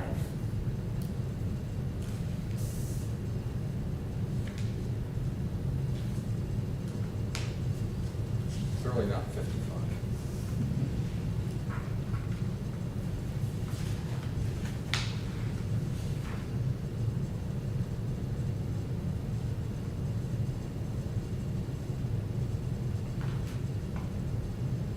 Can you explain that about the carport coming into the lot coverage? They have an actual structure is covered in the calculation on the submission. Okay. The pad leading up to it, the apron, doesn't count for the spaces that are required. Okay. So for 2 of the spaces, it doesn't Two of count, them. which is why it wasn't included. I think the architect overlooked the fact that you have a third one that does count. Okay. So I, did a PDF reader that could get close on the square footage that amounts to, which would bring the coverage up to the 2315, and if you add another, 8 feet for the sidewalk, it would be 2395. 5.5%. Right, okay. Any public comment on this one? Okay. No brilliant ideas? We bribed the neighbors. No, we did. So I guess, Rick, the question I have with staff, would eliminating a third parking spot and the side yard walkway together obviate the need for variance? Does that get us below 40? I don't know. Probably get close on a calculation. I don't know if that's something the applicant would. That would be eliminating Yeah, yeah, the the carport. the whole third carport section. Because that's discretionary, right? Right, it's a legitimate question, I see what you're saying. It's like- I'm not suggesting that, I'm just thinking out loud, Yeah. and I'm just curious, Right. if we bring that, Didn't have the Probably extra parking would. space. But the carport is all one structure. Right. Right. It's Yeah, a no. pretty nice carport that would be a shame to take down and have to So the rebuild. carport is a finished roof, and it's on 4 posts, so there's no walls. yeah, I saw it. And, oh, you've seen it? Like physically? Oh, okay.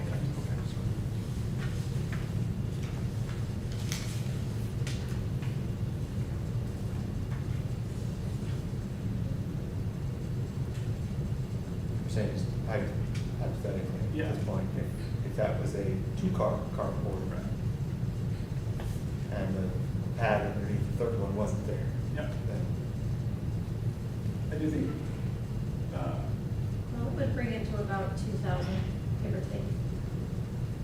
square feet coverage. If the walk was also removed, which 9 is about 38%. Just.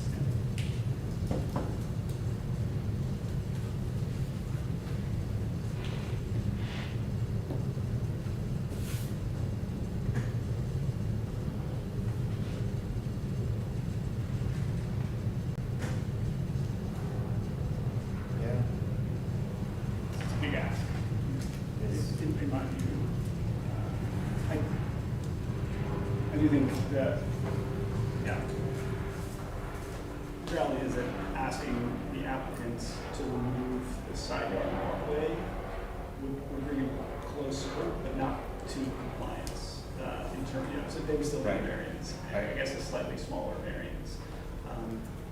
To me, there's a big difference between no variance and a variance. Yes. And then there's smaller variance or slightly larger variance. That's a, yeah, those are different considerations in my view.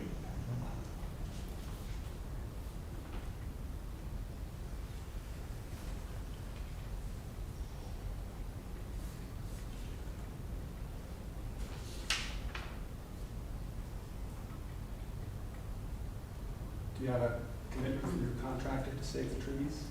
I saw that there's some fencing proposed around the drip line. Yeah, they won't guarantee that they can Yeah. save the trees, but we can try. Yeah. We had a tree expert came out and they said the farther away we are from the trees, the better, which is why we're trying to kick it out another 20 inches Yeah. from where it would be. I would, the corners of the house would sort of, if you think of the roots going out and round, the corner's gonna hit a little part of the roundness, and the farther back we push the house, the better off it is, so. Well, the worse off Or it the- is. well- For the trees. Well, no, the farther we push it back and make it wider, then it's better for the Right, trees. right. Yeah. Yeah, I think, yeah. And then also, you just don't want the house jamming up into the trees anyways as much. It's kind of awkward and stuff. I didn't think it was gonna be a big deal, as big of a deal as it apparently has, because I thought the house would just line up straight back. I didn't know about the zoning stuff. I was just thinking from the aesthetics that it would not stick out wider, it would just be the same all the way back. So.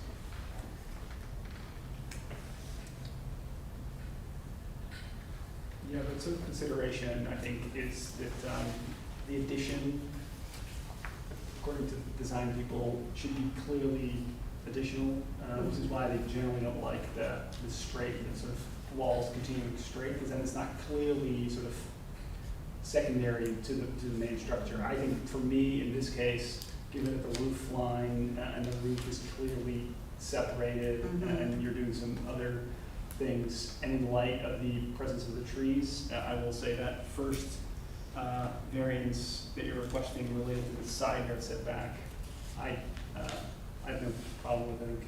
Yeah, to me, that the lot coverage is, I think, is there. I do think I would be more comfortable if we vote on it we should include the calculation, we should have the calculation of the walkway on the side.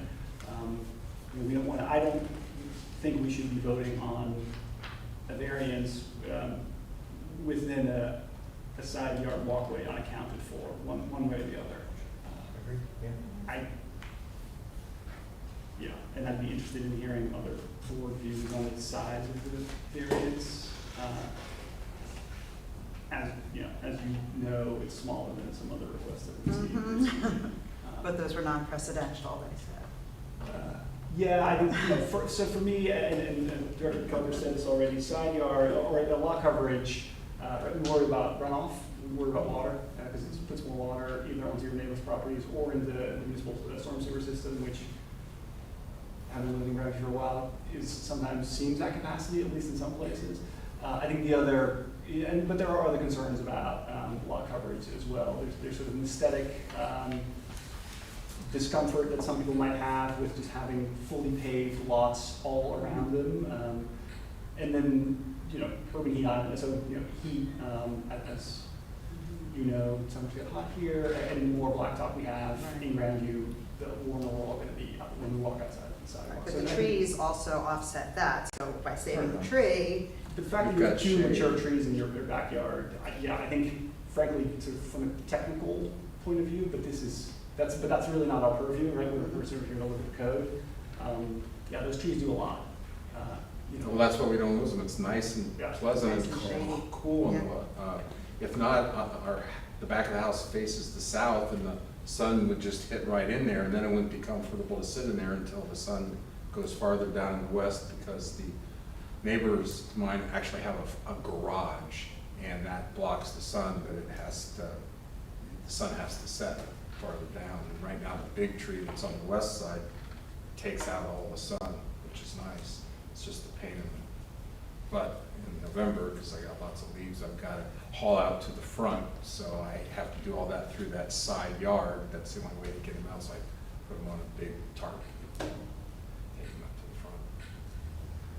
Those are some minor Yeah, alterations. I think the side yard, I agree, I don't have any issues with it. I think for me, the question is about the lot coverage and as it relates to the existing, what I would view as an oversized carport, oversized simply because it's 3 spaces.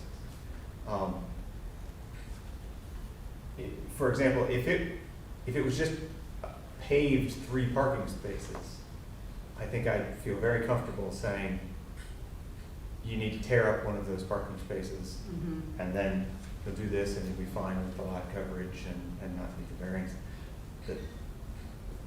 The struggle for me is that you do have that nice structure there, and it's a big ask to ask you to yeah, tear out a third frankly, I don't think space. we'd do it, no. We'd probably It's sell the house and move somewhere else. and then it's very useful, because then we aren't sticking a car in the front street. There's Yeah, one less and car. it's covered, and And it's it's covered, space. and we have Sure. growing adult kids that sometimes feel they need to crash there and stay there and Park their car. park their cars. And yeah, it's designed, it was made originally for 3. Now, that the previous owner put it in, I didn't put it in. I've been there for 10 years. But it certainly ain't been handy, that's for sure. It seems to look nice because it matches the house. The vinyl siding is the same color. And it really does a pretty decent job in the winter of keeping the snow off the cars, and, yeah. But it'd be easy, I'd rather, oh, I'm sorry. Does that have a gutter?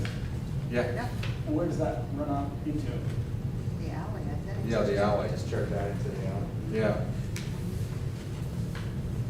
Yeah. I would rather, if I had to help, I'd rather put a permanent walk on the side than deal with the, So that still wouldn't get us into under 40, I don't think. Right. Is that what we said? Yeah. Right. And that's, It does get you to 10%, which is another sort of relatively common breakpoint. To your point, not a variance is a breakpoint, and 10% over is another breakpoint. Some codes permit staff to vary within 10%. so you're saying, when you say 10%, it would be So- 44%. 44%. Oh, If you didn't have the side concrete block that were permeable block, it would be within 10%. If you Of the don't requirement. transition that, it would be more than 10%. It'd be 40, whatever, it says, 45. Yeah, I hate to take it completely out, because that's the only way to get from the front of the house to the back of the house. And well, we can put pavers. well, yeah, that's what I mean, but I Yeah. hate to just stick it to grass, because Yeah. it's functional having something to walk on when it's rainy and stuff. Otherwise, I'd be walking through mud all the time, or my house, and she'll kill me. It's bruise. Yeah, you would always have the opportunity to pay something perfect. Which is on the left-hand side. I don't know if you noticed, but there's pavers on the left-hand side. As you're on the east side of the house, on the east side of the house between my other neighbor, there's actually pavers there, so you can walk along that side of the house. Yeah, they're kind of weird space to walk. It's not natural.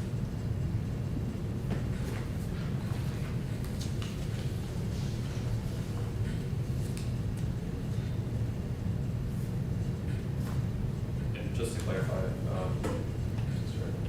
even though aesthetic review is included on this sheet, it's not part of our preference now. The applicant requested it, I think the case maybe came in when I was on vacation.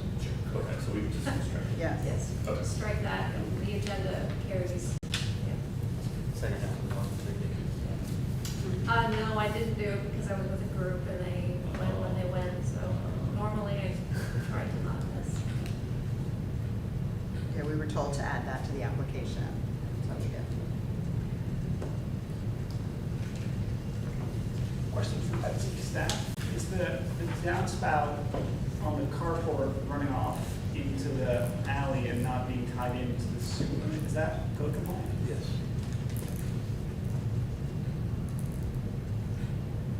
On the storm, right, the gutter next to the road, next to the curb is Yeah. the structure, if you will, until you get to the inlet. So if you're draining off into the alley, that will drain to the road, which drains to the Yeah. inlet.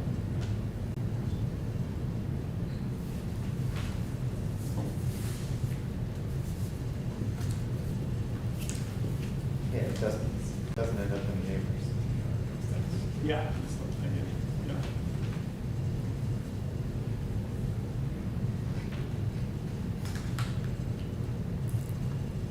Yeah, I feel like we like to do our best to minimize the impacts of the variances. I feel like we are probably heading towards asking you to remove that impermeable walkway up on the west side.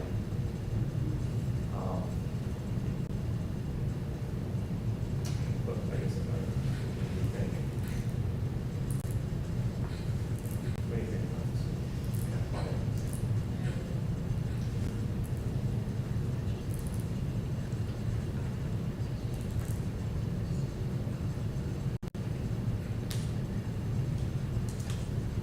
I think, yeah, I would like the percentage, the lot coverage percentage lower.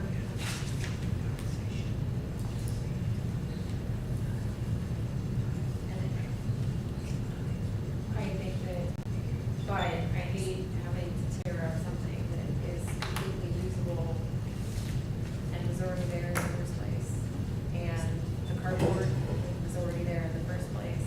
So even though they bought the house, knowing that those are issues, I appreciate the efforts that they're taking to preserve trees and to maintain a good amount of green space on the lot.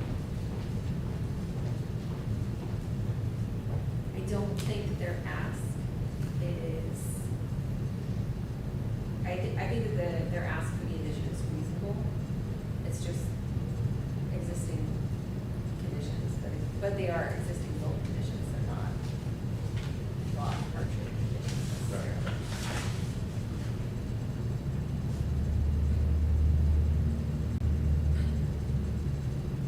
I don't know, I just really feel bad asking for this terrible, totally decent sidewalk.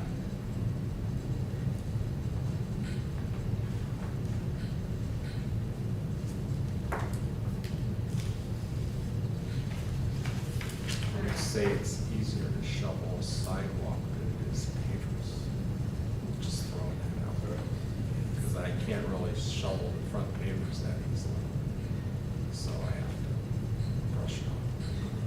Should we get your shovel stuck on? Well, yeah, that's I what know, back happens, there. right? Yeah. I don't want the mailman to, just look. But at this rate, we won't have any more snow, more global warming.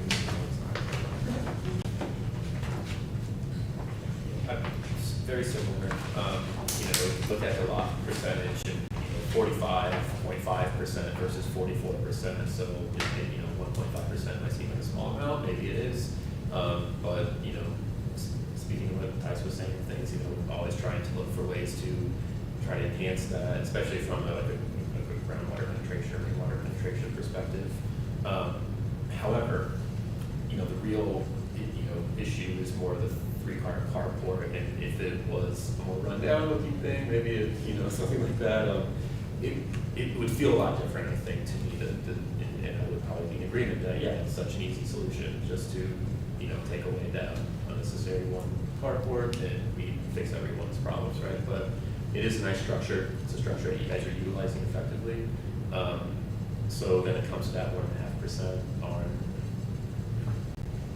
permeable sidewalk versus concrete. From my perspective, for me personally, I still think it's a reasonable ask, and I think having a sidewalk there, a lot of, I believe this is the application, some of the reasoning behind the hardship was we have small spaces, we're getting older, things like that. That access also could come in handy as if we're talking about snow and ice and things like that as the applicants age as well.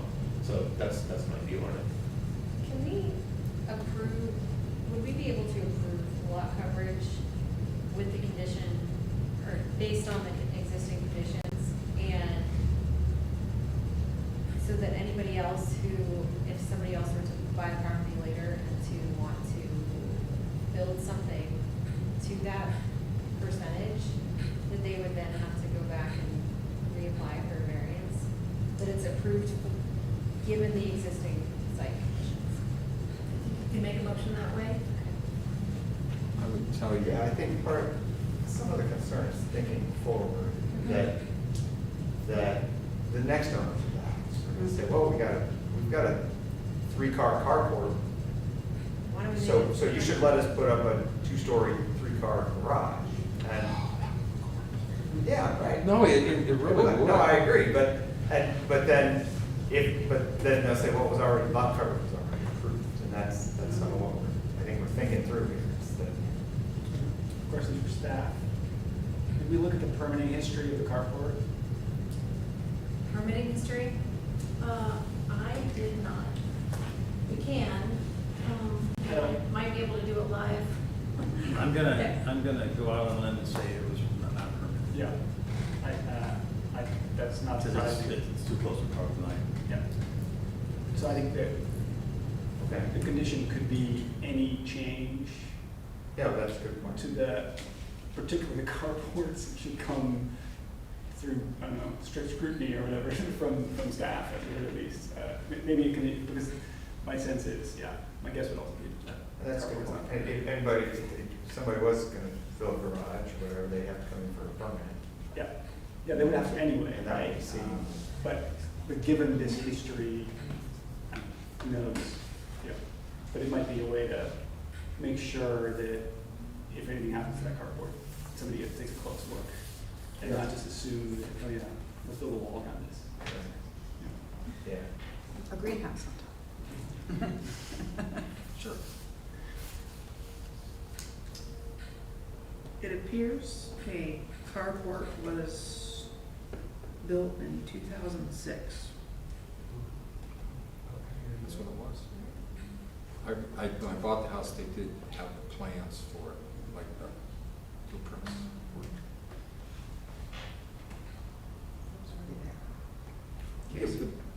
Yeah, 2006. That's been When did you buy that? There's a permit. 2013. Bear with me, I'll pull up the files real quick. Yeah, it's fancy. I mean, it's nice. It's So- better, right? Yeah, You know. Yeah, it wasn't just a schlock job. You could tell it was designed. I think they said they spent like 10 or 15,000. Mm.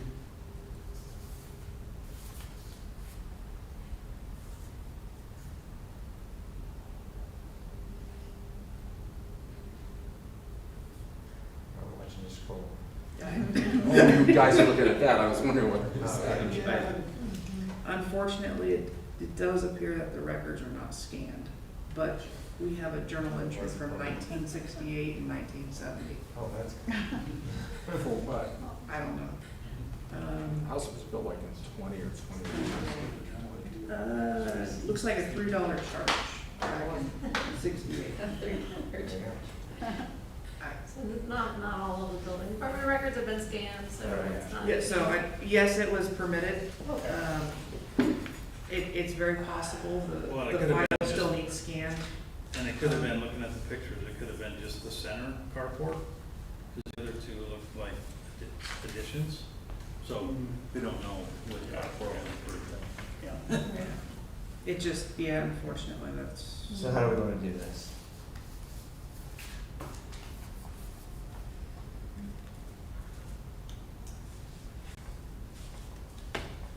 Tice, do you wanna split the motion and vote on which one?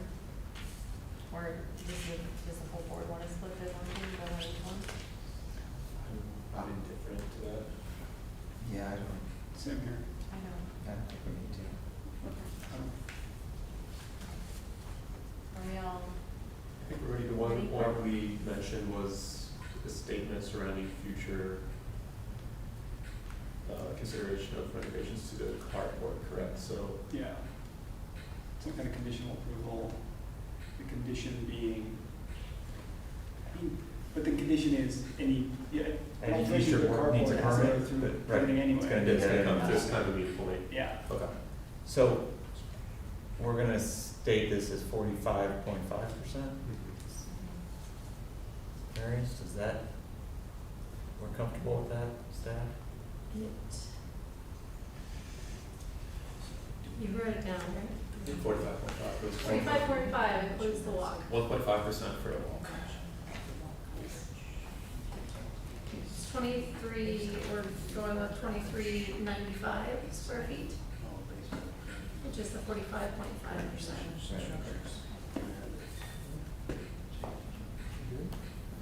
Yeah, so as a point of order, you could make the condition that, a condition of an increase to 45.5, I just butchered that, I apologize, but on the existing structures and conditions of the lot, and if they were to change. If it were to change. In other words, you'd if have to they go back tear to a the- carport down, somebody tears a carport down, puts a new garage up, then Right. 45.5% no longer. Like in that Yeah. variance? But you could specifically state it on structures and conditions, so that way if any changes were to occur post new Right. owners, it would trigger. Yep. So just a suggestion for, okay. That's helpful, I would support Yeah. that condition. Yeah. just, if that's okay. Alright, I make a motion to approve BZA case 13/2023,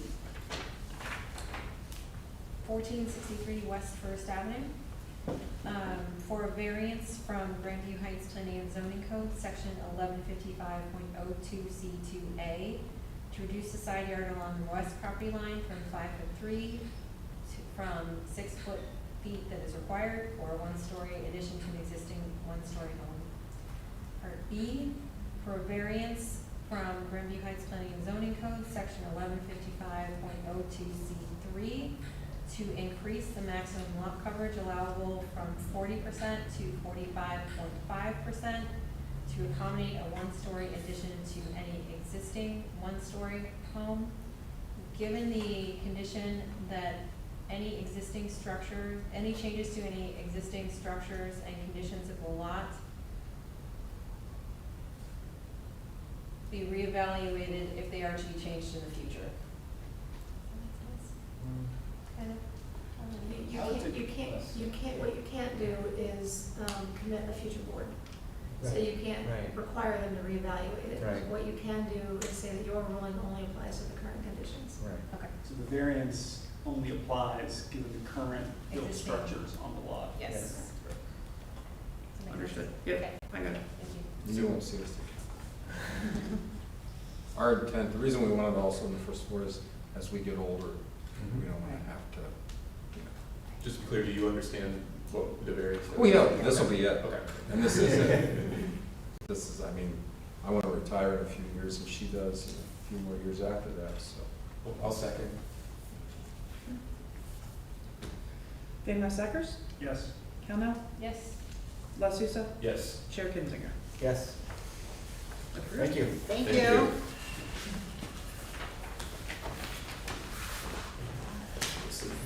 All right. Everybody need to stand up and stretch a moment. You guys coming up with each of Thank you for being so patient. Yeah, no problem. Let me read this into the record. We've got our last case, BZA case 14-2023 at 1062 Grandview Avenue. Applicant Jesse Gardner of Nicholson Builders. Owners Joseph D. and Aaron E. Busha. Nailed it. Okay. The applicant is requesting a variance from Granby Heights Planning and Zoning Code, section 1155.02C2A, to reduce the side yard along the south property line to 3 feet from the 6 feet required for a combined total side yard of 9'11" versus the 12-foot requirement for a proposed new single-story carport addition to an existing 2-story home. Part B, the applicant is requesting a variance from Grandview Heights Planning and Zoning Code, section 1155.14A, to reduce one of 2 provided parking spaces to 9 feet by 16'4" from the required size of 9 feet by 19 feet to accommodate existing conditions. You could introduce yourself and tell us what we've got here. I'm Jesse Garner, and I work at Nicholson Builders. These are the homeowners.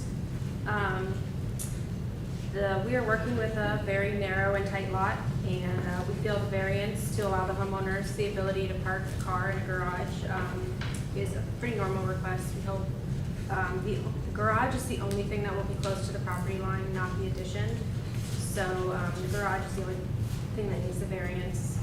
The addition and the garage have been designed to be integrated into the house, and we feel that it fits into the neighborhood quite well.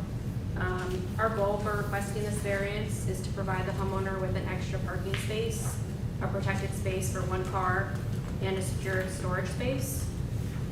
That's for that first variance.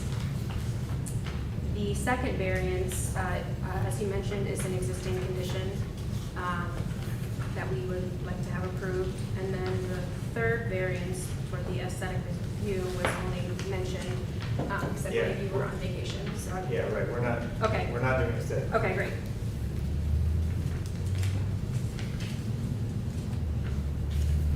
Okay, thanks. Yeah. Go to staff.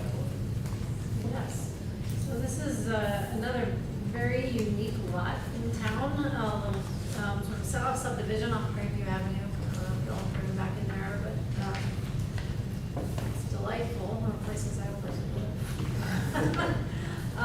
There's a ravine in the front yards there, and then the shared access drive that crosses this property and some others, both in the front and the back, that really constrains the buildable area there. So that's a complexity with the lot. There's a number of photos there to illustrate. Moving to, you can see on page 3 of the staff report, there's a few pictures there, including showing how the existing cars park today. And a shot of the alley so that you can kind of see how the cars, how the traffic gets by there with the size of the pull-off that exists today. Moving to page 4, I also looked through the city's GIS today for services, and I went to the site to look to see if I could see where they actually daylight, and I could not find those. So they'll need to be verified. So there's an indication that there's sewers that are running along the alley in the back, or somewhere along the back of the property line. Those will need to be located to ensure that there's no interference with them, with the main line. And then there may or may not be a access and maintenance easement that exists on the lot today for those sewers. And ideally, that would be put in place even if we can only get the section that's on your property obviously long-term. The city, it's not consistent that there are easements, access and maintenance easements available for the sewers to run across private property, which occurs actually pretty regularly across town.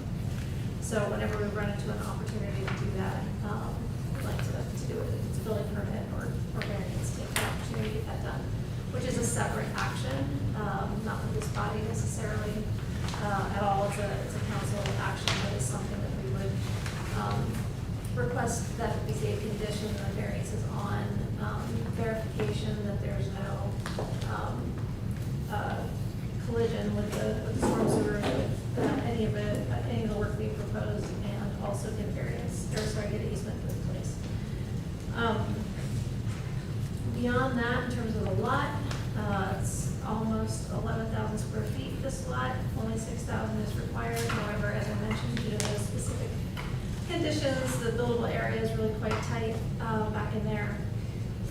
The side yard setback that's requested is for the carport. The carport is attached, so it's really the home. It doesn't count as an accessory structure, but it's attached to the house, it becomes just the primary structure. Setback for garage would be 3 feet. If it were detached, it's attached, therefore its primary structure setback required 6 feet.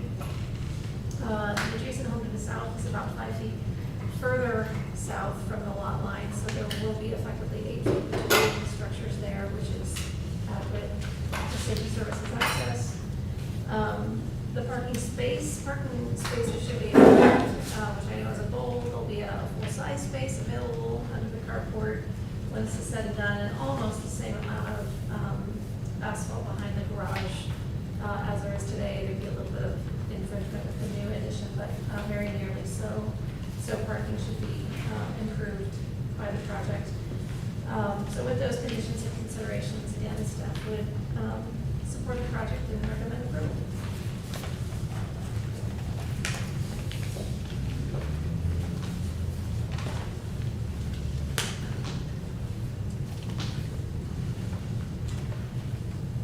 Well, thanks for asking for public comment.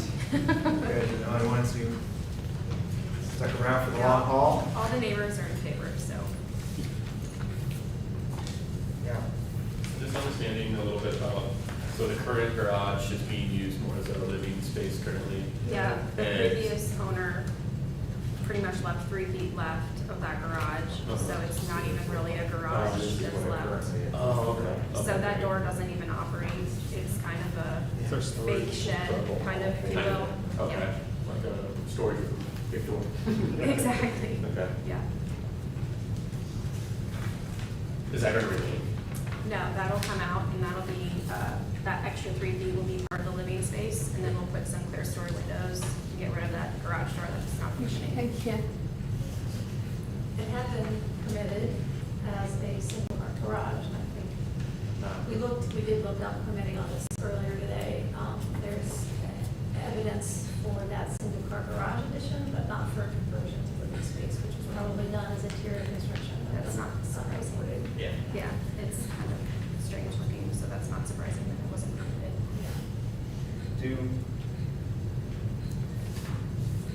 I guess this is a question for staff. Are you comfortable that with this carport, then there's still the correct parking for 2 vehicles?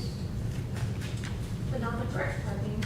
There's correct parking for 1 vehicle, and the second variance is for the size reduction for the second parking space from the 19 feet length to 16 foot 4. Is that not a code requirement of parking for 2 vehicles? There'll be parking for 2 vehicles. One will be of a compliant size, and one will be too small. Right, okay. I see. And one would be covered and one uncovered, correct? Correct. The Right. second, the non-conforming lot, well, the parking spot that would require variance is uncovered parking. Is the- Directly behind the house. Correct. Yeah. Yes, you're not required to have a garage, not Yeah. Right. But you require that. 2 Parking for 9 2. by 19 or 8 by 9 pads. whatever it is, 9 by 9. Okay.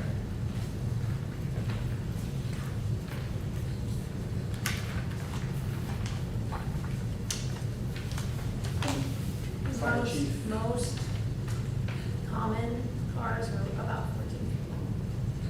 We did up about 17 times. On various issues. So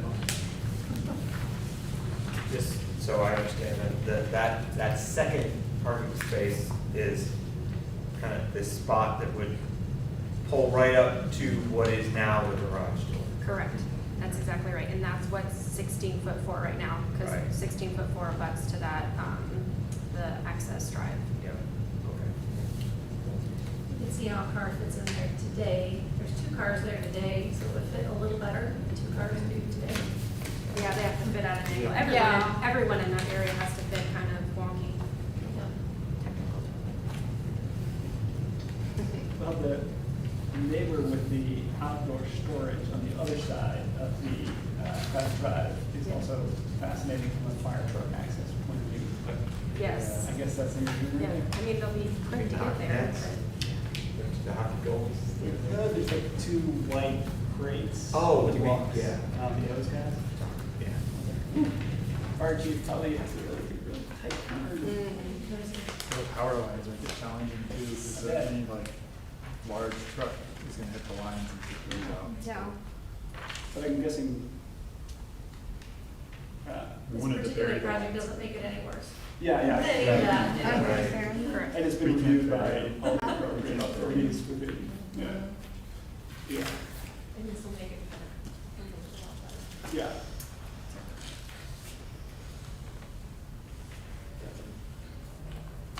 Good design, I mean, using the space that you have well, trying to figure that out. How close is the house to the south? Since that's the setback variance for being. So to this, it is, so, Ah, there it is, I didn't see that. I apologize. It's in there somewhere, I was saying. it's the first page. Yep. Okay. There's a lot of pages. About 14'5". Between the two?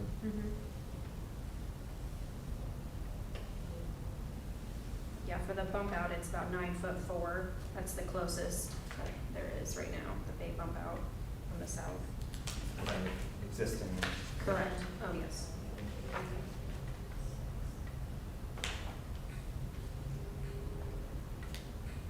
it's gonna be 8'4" to the adjacent house. Right.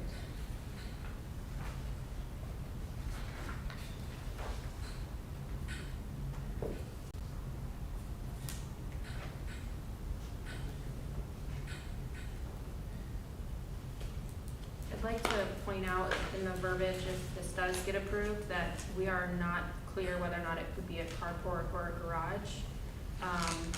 But the carport, the differences are very negligible. The carport would have a 6-foot opening and then like a 14 or like a 16-foot opening, and the garage would have very similar.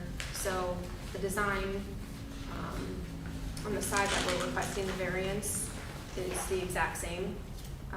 So I just I don't wanna like fool you guys that there's 2 different designs in there, but I talked about that with Bob, and he thought that since the footprint is the same and the roof structure is the same and all of that is the same, I just wanted to point out that those are 2 options that we're considering, just budget-wise.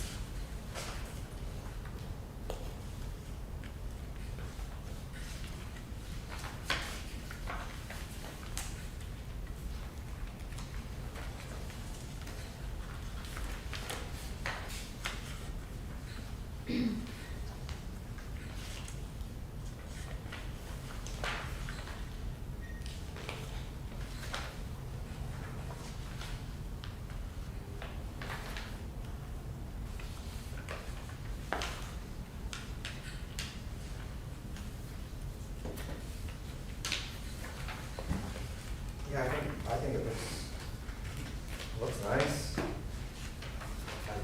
certainly think it's nice.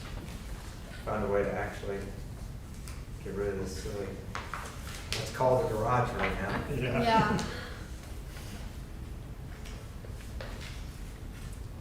I think it's a really difficult lot, and I It think is. this is a good utilization of that. Comparatively, a minor variance compared to the difficulty that you would have building anywhere else on the lot.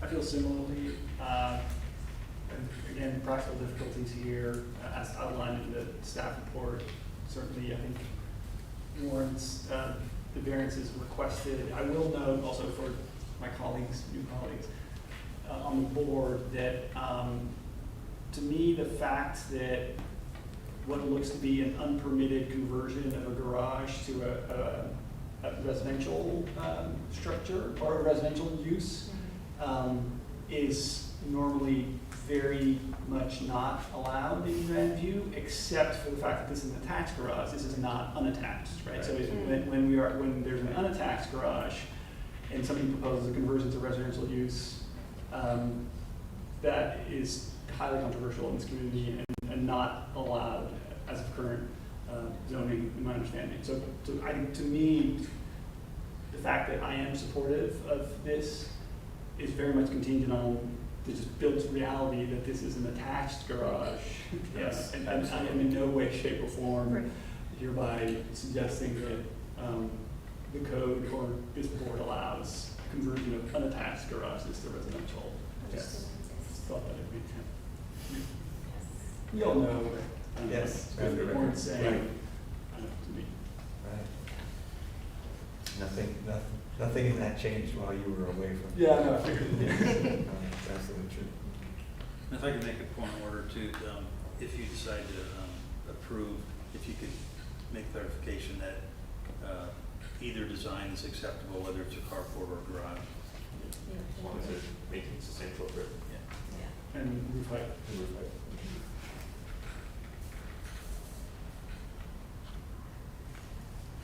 Well, this is we're not doing aesthetic review, but this is genuine curiosity. The slate roof is like a real slate roof. It is, yeah. So are you proposing to use that material for the carport as well? No, we are hoping to do a flat roof, Mm-hmm. help with cost. Yeah. Slate is quite Yeah. expensive. Yeah, I know, okay. And there's also a bedroom above the garage right now, and we didn't want to interfere with the dormers and windows and views of that, Gotcha. so. Yeah. Because the neighbors also still have an original slate roof, correct? I mean, it's, all four houses. Yeah. have slate roofs. yeah, Yeah, it's beautiful. it is, yeah, it's neat. So, we also would have approval contingent on, I just want to make sure we've got this, verification of no conflict with utilities or city services, and contingent on establishing we're going to call it a maintenance easement, is that what you want to call it, or? Is an easement already, a 20-foot rear easement, is that? For the road, but I don't believe it covers utilities. I think the I think utility it's for lines run gas. through it. Yeah, gas and sewer. 'Cause we had, But I could be wrong on that. AEP is replacing our utilities. And For gas, For gas. not sewer. I think it would be a sanitary sewer back there. Okay. There may be. they put green flags Something, down so for the whether sewer it's- line. They recently inspected it before they're doing gas line replacement. There may be. If there is So- one, great. If there's not one, we should pull out this. So we would call it like verification of maintenance easements with the city? Just leave it at that, and we're not call out specific sewer or Yep. anything like that. Okay.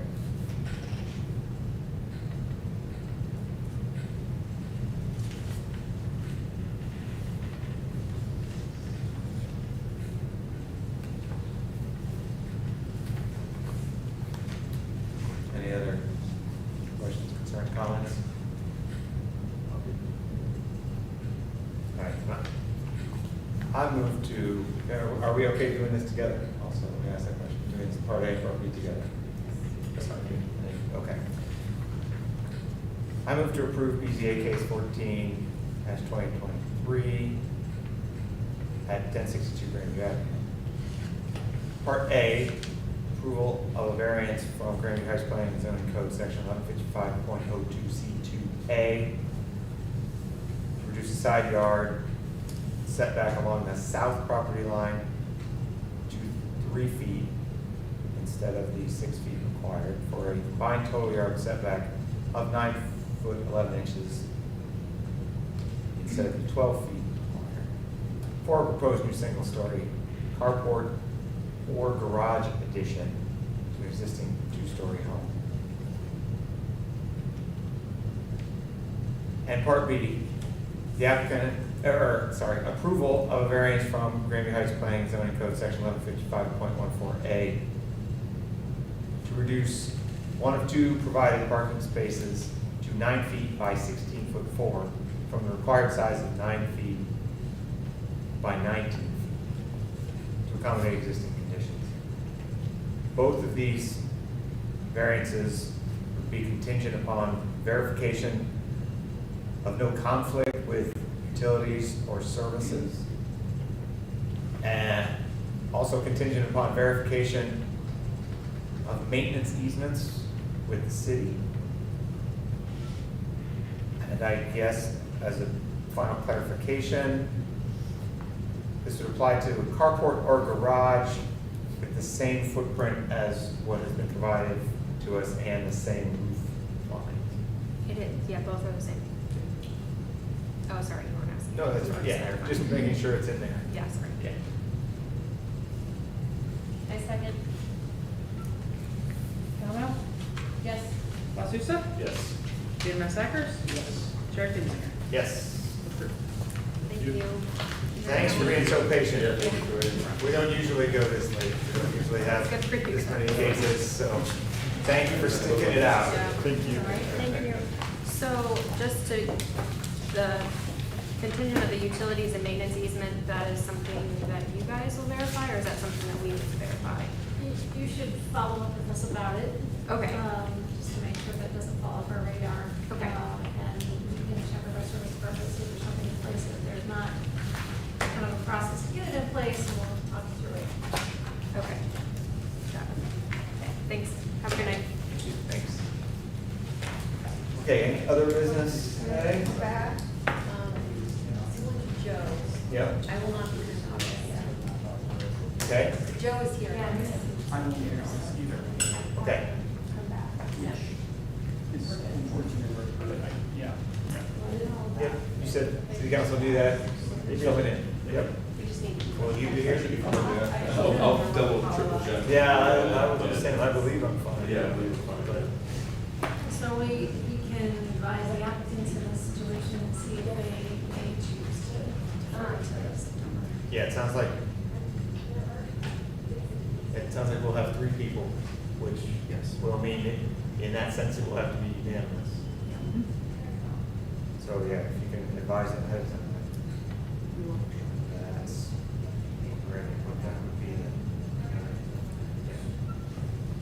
Right now, that's like, good. Any staff communications, additional?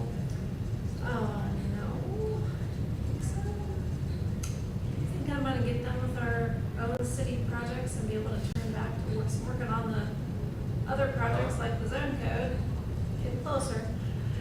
Groundbreaking is coming up. I was gonna say, In once that 2023, building so- gets built here, then you'll, Yeah, before that. yeah. Okay,